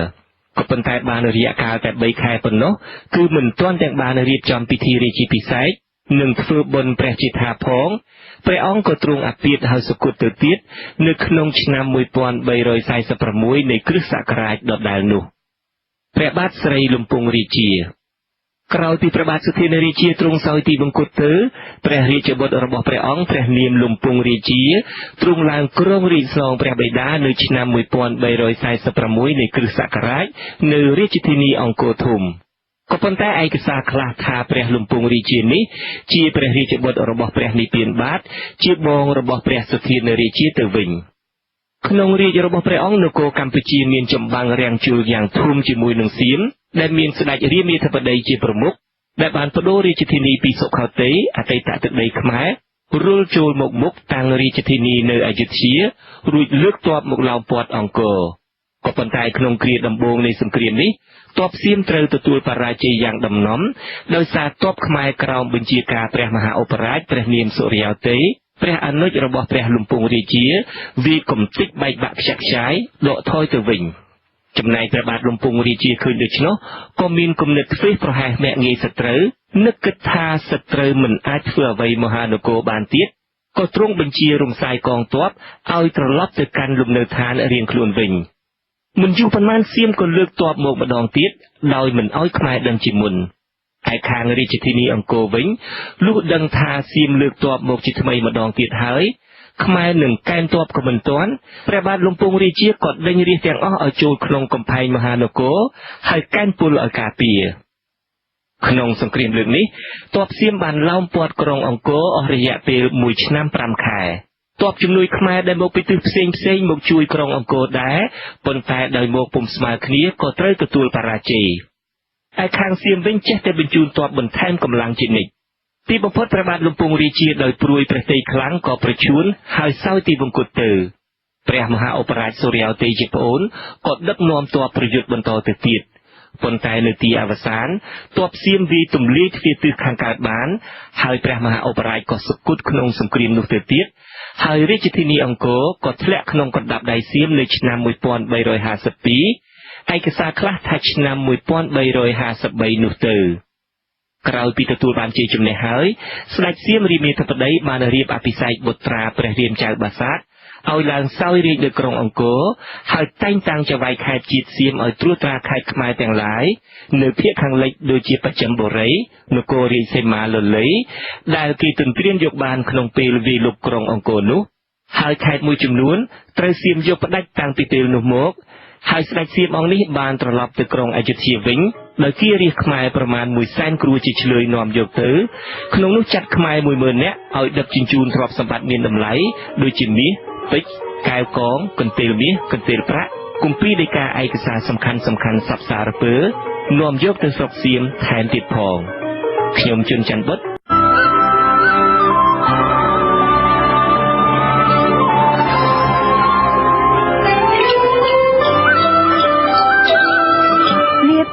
ប្រវត្តិសាស្ត្រ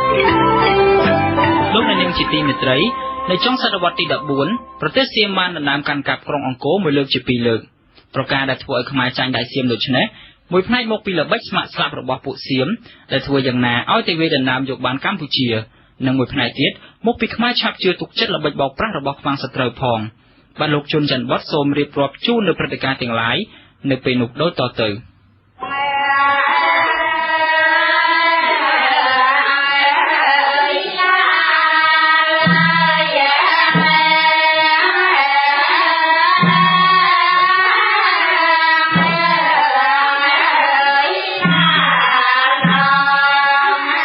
ព្រះបាទសូរ្យវង្សក្នុងពេលដែលមហានគរធ្លាក់ក្នុងកណ្ដាប់ដៃសៀមលើកទី1នេះសៀមបានកាន់កាប់និងគ្រប់គ្រងប្រទេសកម្ពុជាអស់រយៈពេលជាង4ឆ្នាំគឺពីឆ្នាំ1353ដល់ឆ្នាំ1357ឯកសារខ្លះថារយៈពេល6ឆ្នាំហើយពេលនោះព្រះរាមាធិបតីស្ដេចសៀមបានដាក់បុត្រាខ្លួន3នាក់ឲ្យសោយរាជ្យបន្តបន្ទាប់គ្នានៅក្រុងអង្គរគឺចៅបាសាតដែលសោយរាជ្យបានប្រមាណជា1ឆ្នាំហើយឈឺសុគតទៅចៅបាអាតសោយរាជ្យបានប្រមាណជា1ឆ្នាំដែរហើយឈឺសុគតទៅទៀតហើយបុត្រាទី3គឺចៅកំបងពិសីដែលសោយរាជ្យបានតែប៉ុន្មានខែប៉ុណ្ណោះក៏សុគតក្នុងសង្គ្រាមជាមួយខ្មែរដែលក្រោករំដោះជាតិក្រោមការដឹកនាំរបស់ព្រះសូរ្យវង្សព្រះបាទសូរ្យវង្សជាព្រះអនុជរបស់ព្រះបាទលំពង់រាជាដែលទ្រង់ចេញទៅកែនទ័ពមកជួយក្រុងអង្គរក្នុងពេលដែលសៀមឡោមព័ទ្ធរាជធានីអង្គរនោះលុះវាយចាញ់សៀមហើយព្រះអង្គទ្រង់បានភៀសព្រះកាយទៅស្នាក់នៅប្រទេសឡាវឡានសាងពេលដឹងថាក្រុងអង្គរបានធ្លាក់ក្នុងកណ្ដាប់ដៃសៀមហើយព្រះចៅឡាវចម្ប៉ាស័កបានជួយទទួលទំនុកបម្រុងរួចថ្វាយពលលាវចំនួន1500នាក់និងគ្រឿងសាស្ត្រាវុធជាច្រើនថ្វាយព្រះអង្គសូរ្យវង្សរួចព្រះអង្គបាននាំទ័ពនោះវាយសង្កត់ខេត្តខ្លះដែលចុះចូលជាមួយសៀមរួចទ្រង់មកបោះទីតាំងនិងហាត់វឹកវើទ័ពនៅទួលបាសានស្រុកស្រីសន្ធរលុះប្រជុំទ័ពបានគ្រប់គ្រាន់ហើយព្រះអង្គក៏ទ្រង់លើកទ័ពតាមផ្លូវគោកផងតាមផ្លូវទឹកផងវាយចូលរំដោះក្រុងអង្គរបានមកវិញក្នុងឆ្នាំ1357នៃគ្រិស្តសករាជហើយស្ដេចសៀមកំបងពិសីដែលសោយរាជ្យនៅអង្គរនោះក៏សុគតក្នុងសង្គ្រាមនោះទៅក្រោយពីបានទទួលជោគជ័យជាស្ថាពរហើយទទួលបានព្រះបញ្ចកកុធភ័ណ្ឌឬរាជកកុធភ័ណ្ឌគឺគ្រឿងសម្រាប់រាជដែលមាន1ព្រះមកុដរាជ2ព្រះវាលវិជ្ជនីគឺផ្លិតដែលធ្វើអំពីរួមសត្វ3ព្រះខ័នជ័យ4ព្រះស្វេតឆ័ត្រ និង5ព្រះសុវណ្ណបាតុកាគឺស្បែកជើងមាសដែលពួកមេទ័ពនិងបាគូព្រាហ្មណ៍បរហិតរំដោះយកទៅលាក់ទុកពេលដែលសៀមវាយបែកក្រុងអង្គរនោះព្រះអង្គសូរ្យវង្សក៏ទ្រង់ទទួលរាជាភិសេកជាស្ដេចផែនដីដោយមានព្រះនាមក្នុងរាជថាព្រះបាទសម្ដេចព្រះស្រីសូរ្យវង្សក្នុងរាជរបស់ព្រះអង្គខ្មែរបានវាយកំចាត់ដេញសៀមឲ្យចេញផុតពីខេត្តនគររាជសីមានិងខេត្តបច្ចឹមបុរីហើយនៅខេត្តភាគខាងកើតវិញព្រះអង្គបានរៀបចំឲ្យមានប្រក្រតីភាពឡើងវិញរវាងព្រំប្រទល់ដែនខ្មែរនិងនគរចម្ប៉ាព្រះបាទសូរ្យវង្សទ្រង់សោយរាជ្យនៅរាជធានីអង្គររហូតដល់ឆ្នាំ1363ហើយទ្រង់សោយទីវង្គតនៅទីនោះដោយរោគាពាធឯកសារខ្លះថាព្រះអង្គទ្រង់សោយទីវង្គតនៅឆ្នាំ1366នៃគ្រិស្តសករាជគឺមានរយៈពេលខុសគ្នា3ឆ្នាំទៅវិញព្រះបាទបរមរាមាក្រោយពេលដែលព្រះបាទសូរ្យវង្សជាព្រះមហាក្សត្រដែលបានរំដោះប្រទេសឲ្យរួចផុតពីការជិះជាន់របស់សៀមទ្រង់សោយទីវង្គតទៅព្រះរាជវង្សានុវង្សសេនាបតីមន្ត្រីទាំងពួងបានជ្រើសរើសក្មួយរបស់ព្រះអង្គព្រះនាមបរមរាមាដែលជាព្រះរាជបុត្ររបស់ព្រះបាទលំពង់រាជាឲ្យឡើងគ្រងរាជស្នងព្រះអង្គនៅឆ្នាំ1366ឯកសារខ្លះថាឆ្នាំ1369នៃគ្រិស្តសករាជនៅក្នុងរាជព្រះអង្គព្រះបាទបរមរាមាបានចងស្ពានមានមេត្រីជាមួយព្រះចៅហុងវូនៃរាជវង្សមីងនៃប្រទេសចិនហើយចំណែកប្រទេសសៀមវិញក៏ពុំបានមកឈ្លានពានខ្មែរទៀតទេព្រោះជាប់រវល់ដៃក្នុងការប្រយុទ្ធជាមួយក្សត្របុរីជាច្រើននៅភាគខាងជើងនៃរាជធានីស្រីអយុធ្យាព្រះបរមរាមាទ្រង់បានសោយរាជ្យគ្រប់គ្រងប្រទេសដោយសុខសន្តិភាពរហូតដល់ឆ្នាំ1373ក៏ទ្រង់ប្រជួនជាទម្ងន់ហើយសុគតទៅព្រះបាទធម្មមានសោករាជ្យនឹងការបែកបាក់អង្គរលើកទី2ក្រោយពេលដែលព្រះបរមរាមាសោយទីវង្គតទៅប្អូនជីដូនមួយរបស់ព្រះអង្គដែលជាព្រះរាជបុត្រព្រះមហាឧបរាជសូរ្យោទ័យដែលបានសុគតក្នុងបន្ទាយមហានគរក្នុងគ្រាធ្វើសង្គ្រាមជាមួយសៀមពីមុននោះបានឡើងសោយរាជស្នង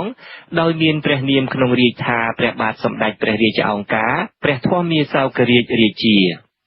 នៅក្នុងរាជរបស់ព្រះអង្គស្ដេចសៀមដែលឯកសារខ្លះថាមានឈ្មោះរាមាសូរខ្លះថាព្រះបរមរាជាជាចៅព្រះរាមាសូរ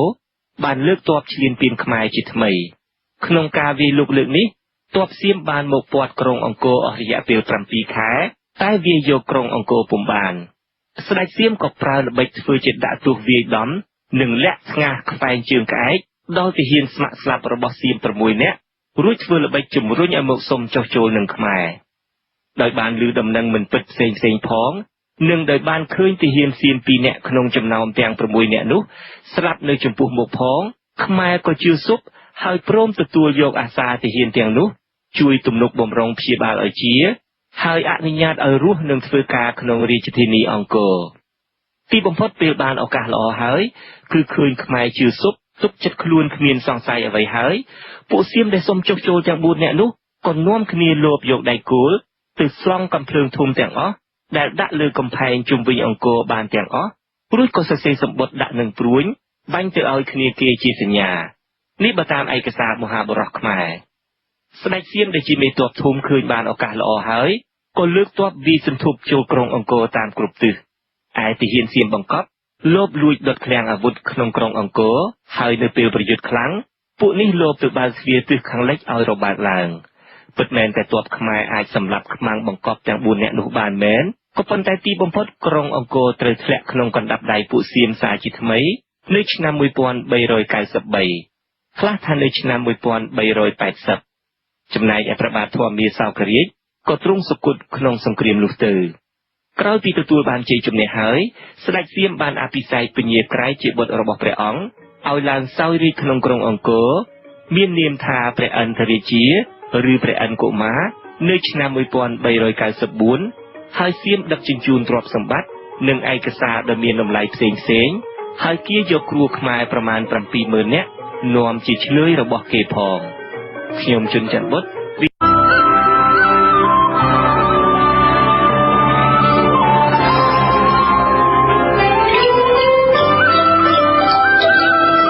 នាទីប្រវត្តិសាស្ត្រ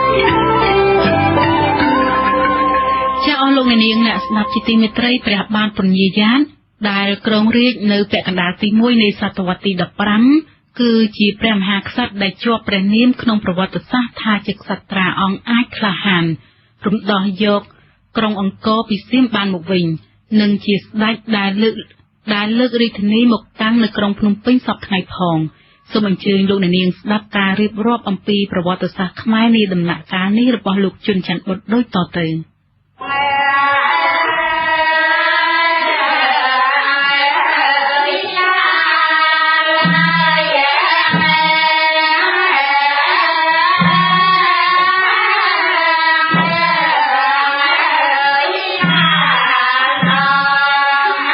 នៅពេលដែលទ័ពសៀមបានចូលមកលុកលុយវាយបែកក្រុងអង្គរជាលើកទី2នៅឆ្នាំ1393នោះចៅពញាយ៉ាតដែលជាព្រះរាជបុត្ររបស់ព្រះបាទសូរ្យវង្សព្រះមហាក្សត្រដែលបានរំដោះក្រុងអង្គរពីកណ្ដាប់ដៃសៀមលើកទី1មកវិញបានរត់រួចហើយភៀសព្រះអង្គទៅរៀបចំកែនទ័ពនិងបោះទីតាំងហាត់វឹកវើទ័ពនៅទួលបាសានទីឋានដែលព្រះបិតារបស់ព្រះអង្គធ្លាប់ប្រើប្រាស់ជាមូលដ្ឋានទ័ពពីលើកមុនក្រោមការដឹកនាំរបស់ពញាយ៉ាតទ័ពខ្មែរបានរីកចម្រើនយ៉ាងឆាប់រហ័សបំផុតគឺរយៈពេលតែ5ខែប៉ុណ្ណោះទ័ពខ្មែរអាចមានសមត្ថភាពវាយរំដោះយកក្រុងអង្គរមកវិញបានប៉ុន្តែមុននឹងទ័ពធំចូលវាយលុកក្រុងអង្គរលើកនេះព្រះអង្គបានប្រើឧបាយកលឲ្យអាមាត្យជំនិត2នាក់ឈ្មោះពេជ្រនិងពើដែលជាបងប្អូនបង្កើតដឹកនាំទាហានស្ម័គ្រចិត្ត10នាក់ទៅសារភាពសុំចុះចូលជាមួយស្ដេចសៀមព្រះអនុរាជាដែលសោយរាជ្យនៅក្រុងអង្គរហើយព្រាមនោះได้ឃើញថាស្ដេចសៀមភ្លេចខ្លួនហើយបងប្អូនទាំងពីរនាក់ក៏ដកកាំបិតស្នៀតដែលលាក់ក្នុងភ្នួងសក់ស្ទុះទៅចាក់ព្រះអនុរាជាស្ដេចថៃសគត់ទៅពេលនោះសភាពជ្រួលច្របល់ក្នុងមហានគរក៏ផ្ទុះឡើងឯសម្ដេចចៅពញាយ៉ាតរាជាដែលទ្រង់បានត្រៀមទ័ពរួចជាស្រេចក៏ទ្រង់វាយសម្រុកចូលក្រុងអង្គរដោយជោគជ័យហើយទីបំផុតក៏បានរំដោះរាជធានីអង្គរឲ្យរួចផុតពីកណ្ដាប់ដៃសៀមមកវិញនៅឆ្នាំ1394នៅទីបញ្ចប់នៃសង្គ្រាមស្ដេចពញាយ៉ាតបានឃើញស្រីម្នាក់កំពុងក្រាបយំប្រោបកោតស្ដេចសៀមព្រះអនុរាជា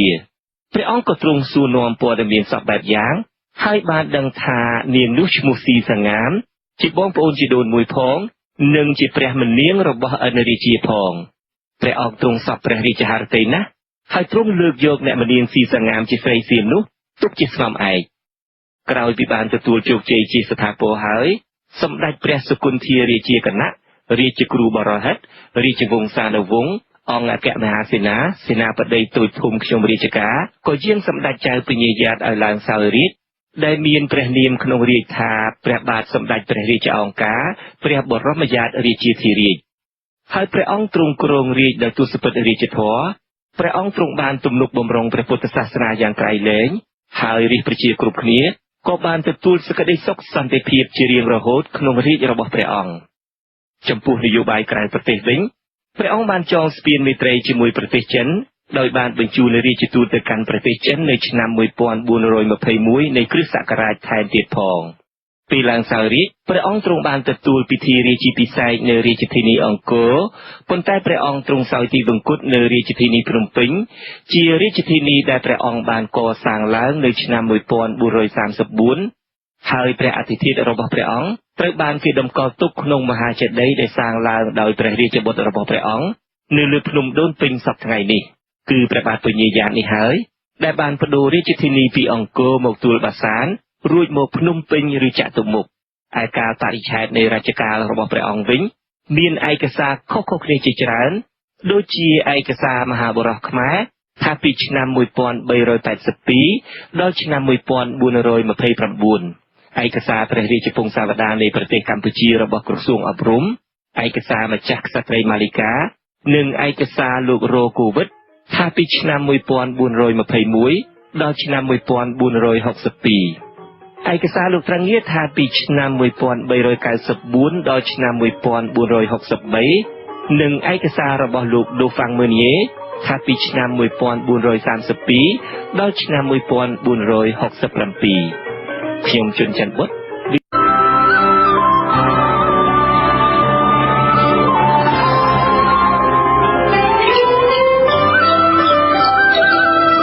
នាទីប្រវត្តិសាស្ត្រ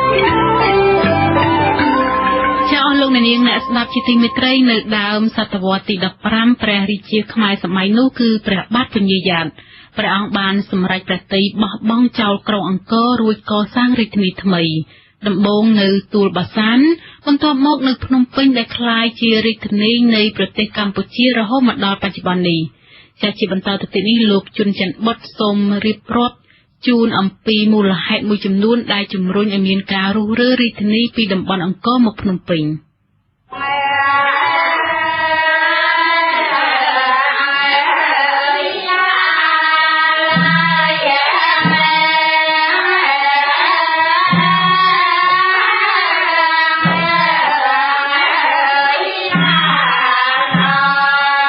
ជោគជ័យក្នុងការវាយដណ្ដើមយករាជធានីអង្គរពីកណ្ដាប់ដៃពួកសៀមឈ្លានពានមកវិញនៅឆ្នាំ1393ឬឆ្នាំ1394របស់ព្រះបាទពញាយ៉ាតបានធ្វើឲ្យចំនួនរវាងសៀមនិងខ្មែរមានសភាពស្ងប់ស្ងាត់អស់រយៈកាលយ៉ាងវែងបង្គួរបន្ទាប់ពីនោះព្រះបាទពញាយ៉ាតទ្រង់សោយរាជ្យដោយទូសពិតរាជធម៌នៅរាជធានីអង្គរនិងជំរុញប្រទេសជាតិឲ្យមានសុខសន្តិភាពក៏ប៉ុន្តែដោយមានការបារម្ភថាក្រុងអង្គរស្ថិតនៅជិតសៀមពេកព្រោះពេលនោះខេត្តភាគខាងលិចទាំងឡាយរបស់ខ្មែរត្រូវពួកសៀមទន្ទ្រានយកបានច្រើនណាស់ទៅហើយនិងដោយហេតុថាប្រជារាស្ត្រខ្មែរជាច្រើនត្រូវពួកសៀមគាយកទៅស្រុកសៀម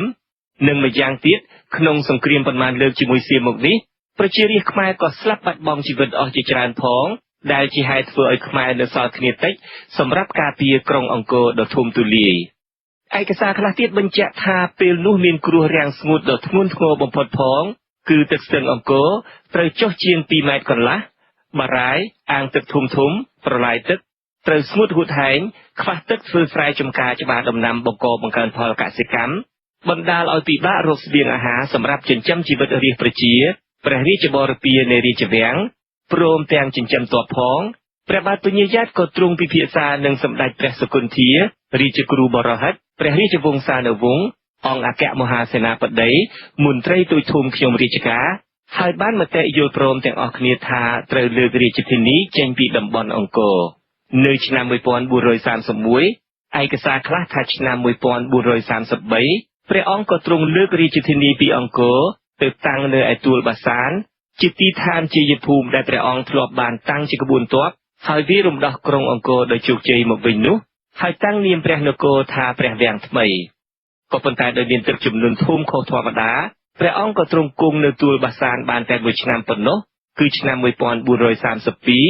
ឬឆ្នាំ1434ព្រះបាទពញាយ៉ាតក៏ទ្រង់បដូររាជធានីពីទីនោះមកតាំងនៅភ្នំដូនពេញចាក់ទៅមុខវិញក្នុងការកសាងរាជធានីថ្មីនេះព្រះអង្គទ្រង់ត្រាស់បង្គាប់ឲ្យសម្ដេចចៅពញាកែនិងអង្គញាហរាធិបតីខៀវទៅពិនិត្យទីឋានជិតភ្នំដូនពេញជាភ្នំដែលគេនិទានតគ្នាថាមានដូនជីម្នាក់ឈ្មោះដូនពេញបាននាំញាតិមិត្តនិងពុទ្ធសាសនិកទាំងអស់កសាងឡើងដើម្បីតម្កល់ព្រះពុទ្ធរូប4អង្គនិងបដិមាថ្មដែលគាត់រើសបាននៅនឹងគល់ដើមគគីអណ្ដែតទឹកទៅត្រង់កំពង់ទឹករបស់គាត់លុះពិនិត្យសពគ្រប់ហើយយល់ថាតំបន់ដែលស្ថិតនៅទិសអាគ្នេយ៍ភ្នំដូនពេញនេះមានជាយភូមិល្អក៏នាំគ្នាសម្រេចថាត្រូវជ្រើសរើសយកទីនេះសម្រាប់ស្ថាបនារាជធានីថ្មីព្រះអង្គទ្រង់ត្រាស់បញ្ជាចៅពញាតេជោចៅវាយស្រុកខេត្តសំរោងទងឲ្យកែនរាជទៅលើកដីចាក់បំពេញតំបន់ជុំវិញវត្តភ្នំឲ្យបានខ្ពស់ហើយរៀបស្មើកុំឲ្យទឹកលិចឯទីដែលចៅពញាតេជោឲ្យរាជជីកយកឯកដីនោះក៏คล้ายទៅជាបឹងមួយធំជាប់ឈ្មោះជាបឹងតេជោតរៀងមកទ្រង់ក៏ត្រាស់បញ្ជាឲ្យអង្គញាវង្សាអនុជិតផ្លុងចៅវាយខេត្តស្រុកបាទីឯកសារខ្លះថាចៅពញារាជាមេត្រីផ្លុងចៅវាយស្រុកកោះឫស្សីកែវឲ្យជីកព្រែកទម្លាយពីបឹងពងពាយភ្ជាប់មកទន្លេដើម្បីយកទឹកប្រើប្រាស់ព្រែកនេះក៏ជាប់ឈ្មោះថាជាព្រែកពីមផ្លុងតរៀងមកបន្ទាប់មកព្រះអង្គទ្រង់តាំងរាជធានីស្ថាបនារាជវាំងសង់ប្រាសាទព្រះរាជមន្ទីរត្រឡែងកែងខ្វាត់ខ្វែងទាំងក្នុងទាំងក្រៅព្រមទាំងដំណាក់តូចធំហើយទ្រង់ឲ្យតាំងមុខព្រះបរមរាជវាំងបែរទៅបូព៌ាទិសដើម្បីជាកិច្ចការពាររាជធានីនេះព្រះអង្គទ្រង់ព្រះរាជបញ្ជាឲ្យជីកគូទឹកនិងលើកដីជាកំពែងតាំងជាសើនជាស្ពានជុំវិញរាជធានីក្រៅពីកិច្ចការពាររាជធានីនិងរៀបចំប្រព័ន្ធជលផលសម្រាប់របរកសិកម្មនៅជាយនៃរាជធានីនេះព្រះបាទពញាយ៉ាតក៏ទ្រង់បានចាត់ឲ្យសាងសង់វត្តអារាមជាច្រើនដែលមានវិហារចេតិយកុដិសាងពីឥដ្ឋបូកំបោ โดยเอกสารคลาบานอธิบายทาพระองค์บานสร้างพระวิหารวัดพนมជាវិហារដែលបានសាងដោយដូនពេញហើយត្រូវទ្រទ្រង់ទៅជាថ្មីវិញដោយពង្រីកនិងពូនភ្នំឲ្យកាន់តែខ្ពស់ជាងដើមក្រាលថ្មនៅកំពូលខាងលើនិងសាងចេតិយមួយធំពីក្រោយព្រះវិហារទៀតផងសាងវត្តពីរនៅអមខាងកើតវត្តភ្នំគឺវត្តធម្មលង្ការនិងវត្តកោះវត្តមួយទៀតនៅខាងត្បូងអូចិនដំដែកគឺវត្តព្រះពុទ្ធខូសារ៉ានឬវត្តចិនដំដែកវត្តមួយទៀតនៅត្រង់មាត់ទន្លេក្បែរពីនព្រែកអង្គញាផ្លុងគឺវត្តពីនផ្លុងវត្តមួយនៅត្រង់ចេតិយធំហៅវត្តអូណាឡោមនៅខាងមុខវត្តនេះជិតមាត់ទន្លេព្រះរាជាទ្រង់បញ្ជាឲ្យសាងអ្នកតាចាំស្រុកមួយឈ្មោះអ្នកតាប្រាជ្ញនិងវត្តមួយទៀតគឺវត្តខ្ពប់តាយ៉ងគឺវត្តបទុមវតីសពថ្ងៃដែលបើតាមអក្សរចារឹកនៅទីនោះថាព្រះបាទបរមរាជាចៅពញ្ញាយ៉ាតបានកសាងវត្តនេះនៅគ្រិស្តសករាជ1442ហើយដាក់ឈ្មោះថាវត្តខ្ពប់តាយ៉ងព្រោះនៅខាងត្បូងវត្តនេះមានខ្ពប់គឺដីទំនាបមាត់ទន្លេរបស់តាយ៉ងលុះសម្រេចការកសាងរាជធានីថ្មីនេះហើយព្រះរាជាទ្រង់តាំងប្រទាននាមព្រះនគរថ្មីនេះថាជាក្រុងចតុមុខមង្គលសកលកម្ពុជាធិបតីខេត្តយាមហានគរហើយទីប្រជុំទន្លេទាំង4ដែលស្ថិតនៅមុខរាជធានីនេះក៏ទ្រង់បានប្រសិទ្ធនាមថ្មីថាទន្លេចតុមុខពីពេលនោះមកដែរខ្ញុំជឿ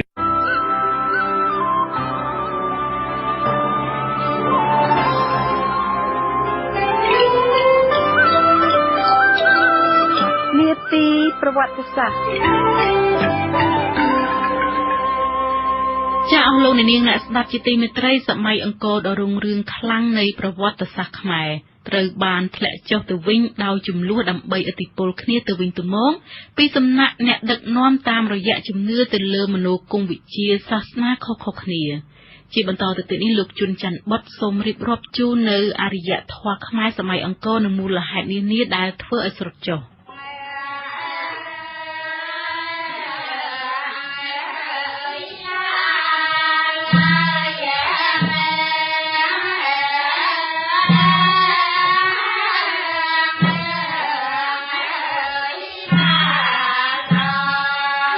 អ្នកសិក្សាភាគច្រើនចាត់ទុកថាសម័យអង្គរជាសម័យរុងរឿងបំផុតនៃអរិយធម៌ខ្មែរ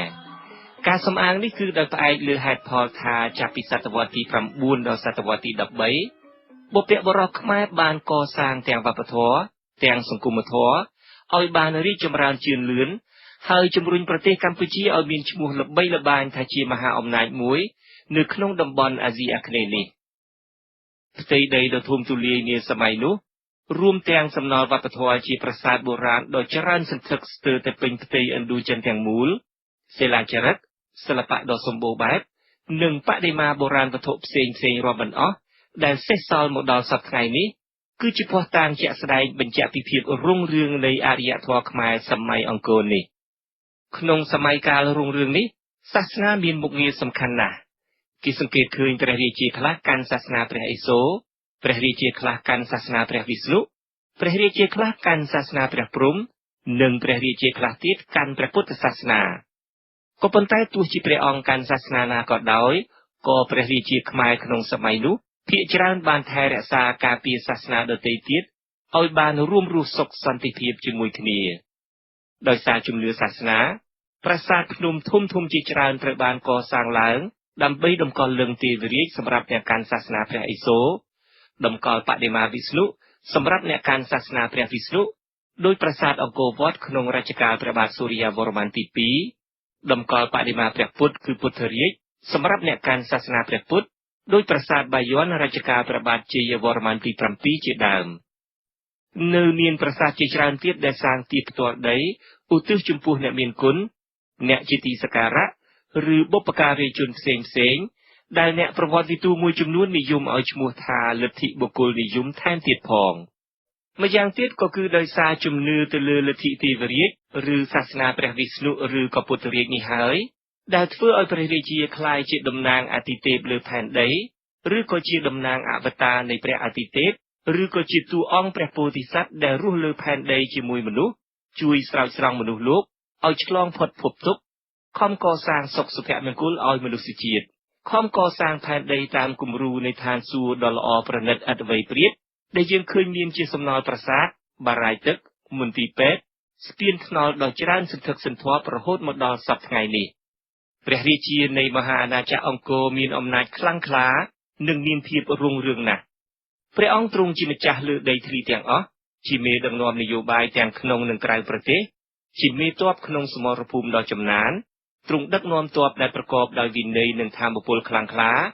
ដោយអត្ថបទសិលាចារឹកជាច្រើនបានកោតសរសើរចំពោះគុណសម្បត្តិយោធារបស់ព្រះរាជា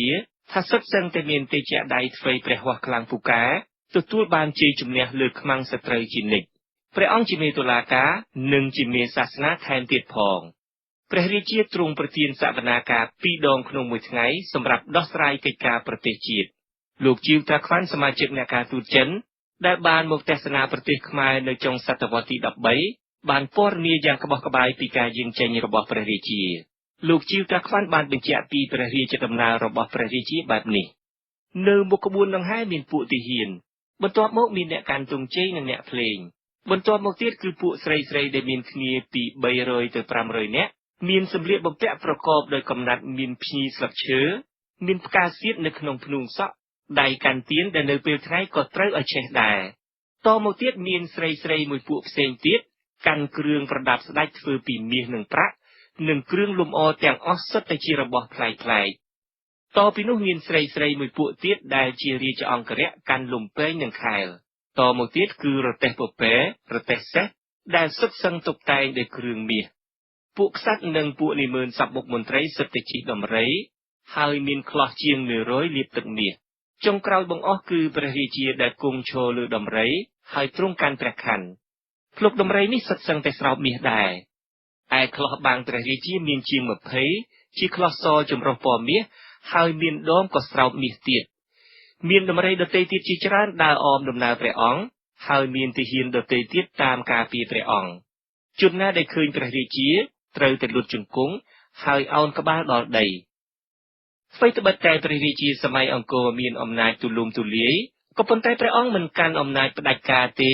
ព្រោះព្រះអង្គត្រូវគោរពវិន័យវណ្ណៈក្សត្រគោរពវិន័យសាសនាពោលគឺព្រះអង្គត្រូវប្រកបដោយទស្សពិតរាជធម៌ឧទាហរណ៍ជាក់ស្ដែងសិលាចារឹកព្រះគោបានពណ៌នាថាស្រីឥន្ទ្រវរ្ម័នធ្វើឲ្យប្រជារាស្ត្រសម្បូរសប្បាយដោយការប្រតិបត្តិនៅវិន័យទាំង3ប្រការចំពោះប្រជារាស្ត្រវិញព្រះមហាក្សត្រតែងមានព្រះទ័យសន្តោសករណាជានិច្ចជាក់ស្ដែងប្រាសាទទាំងឡាយដែលមានកំពូលព្រំមុខ4ជាតំណាងព្រំវិហារធម៌ស្នាព្រះហស្ថអមតៈរបស់ព្រះបាទជ័យវរ្ម័នទី7ជាភស្តុតាងស្រាប់មិនតែប៉ុណ្ណោះទេសិលាចារឹកមន្ទីរពេទ្យរបស់ព្រះអង្គបានចែងថាជំងឺរបស់ប្រជារាស្ត្រធ្វើឲ្យព្រះអង្គឈឺចាប់ជាងជំងឺផ្ទាល់របស់ព្រះអង្គទៅទៀតព្រោះថាគឺសេចក្តីឈឺចាប់សាធារណៈនេះហើយជាសេចក្តីឈឺចាប់របស់ព្រះរាជាទាំងឡាយពុំមែនសេចក្តីឈឺចាប់ផ្ទាល់ទេដែលធ្វើឲ្យព្រះអង្គឈឺចាប់នោះក្នុងវិស័យសេដ្ឋកិច្ចវិញដោយគោរពទៅតាមបំណងរបស់សាសនាផងនិងក្នុងគំនិតគិតដល់ការបង្កើនផលកសិកម្មផងបារាយឬអាងទឹកធំសម្បើមទំនប់ប្រឡាយប្រព័ន្ធជលគតិក៏ត្រូវបានស្ថាបនាឡើងច្រើនប្រងព្រាតដែលជំរុញឲ្យសេដ្ឋកិច្ចជាតិមានការរីកចម្រើនយ៉ាងខ្លាំងឯកសារលោកជីវតាខ្វាន់បញ្ជាក់ថាខ្មែរនៅសម័យនោះអាចធ្វើស្រែបាន3ឬ4ដងក្នុងមួយឆ្នាំរីឯលោកហងរីស្ទាក់ឡាំងអ្នកឯកទេសជាតិស្វីសម្នាក់បានគន់គូរឃើញថានៅលើផ្ទៃដី1000គីឡូម៉ែត្រក្រឡានៅតំបន់អង្គរគេអាចផលិតស្រូវបានមួយឆ្នាំដល់ទៅ150,000 តោនដែលអាចចិញ្ចឹមប្រជារាស្ត្រដល់ទៅ500,000នាក់ហើយសល់ 40% ទៀតអាចនាំទៅផ្គត់ផ្គង់តំបន់ផ្សេងទៀតផងគឺអាស្រ័យដោយការលូតលាស់ខាងសេដ្ឋកិច្ចយ៉ាងសម្បើមនេះហើយដែលជួយជំរុញឲ្យប្រជារាស្ត្រចូលរួមដោយជ្រះថ្លាក្នុងការកសាងប្រាសាទនានាទាំងខាងលទ្ធិទេវរាជក៏ដូចជាពុទ្ធរាជឬជំនឿផ្សេងទៀតនោះឯខាងវិស័យសិល្បៈវប្បធម៌និងការសិក្សាអប់រំវិញមានការរីកចម្រើនយ៉ាងខ្លាំងដូចមានសំណង់ស្ថាបត្យកម្មធំរូបចម្លាក់សិលាចារឹកយ៉ាងច្រើនសន្ធឹកសន្ធាប់តន្ត្រីរបាំដ៏ល្អប្រណិតជាភស្តុតាងស្រាប់នៅតាមប្រាសាទធំស្ទើរតែទាំងអស់មានបណ្ណាល័យសម្រាប់តម្កល់សៀវភៅសាស្ត្រាឯកសារនានា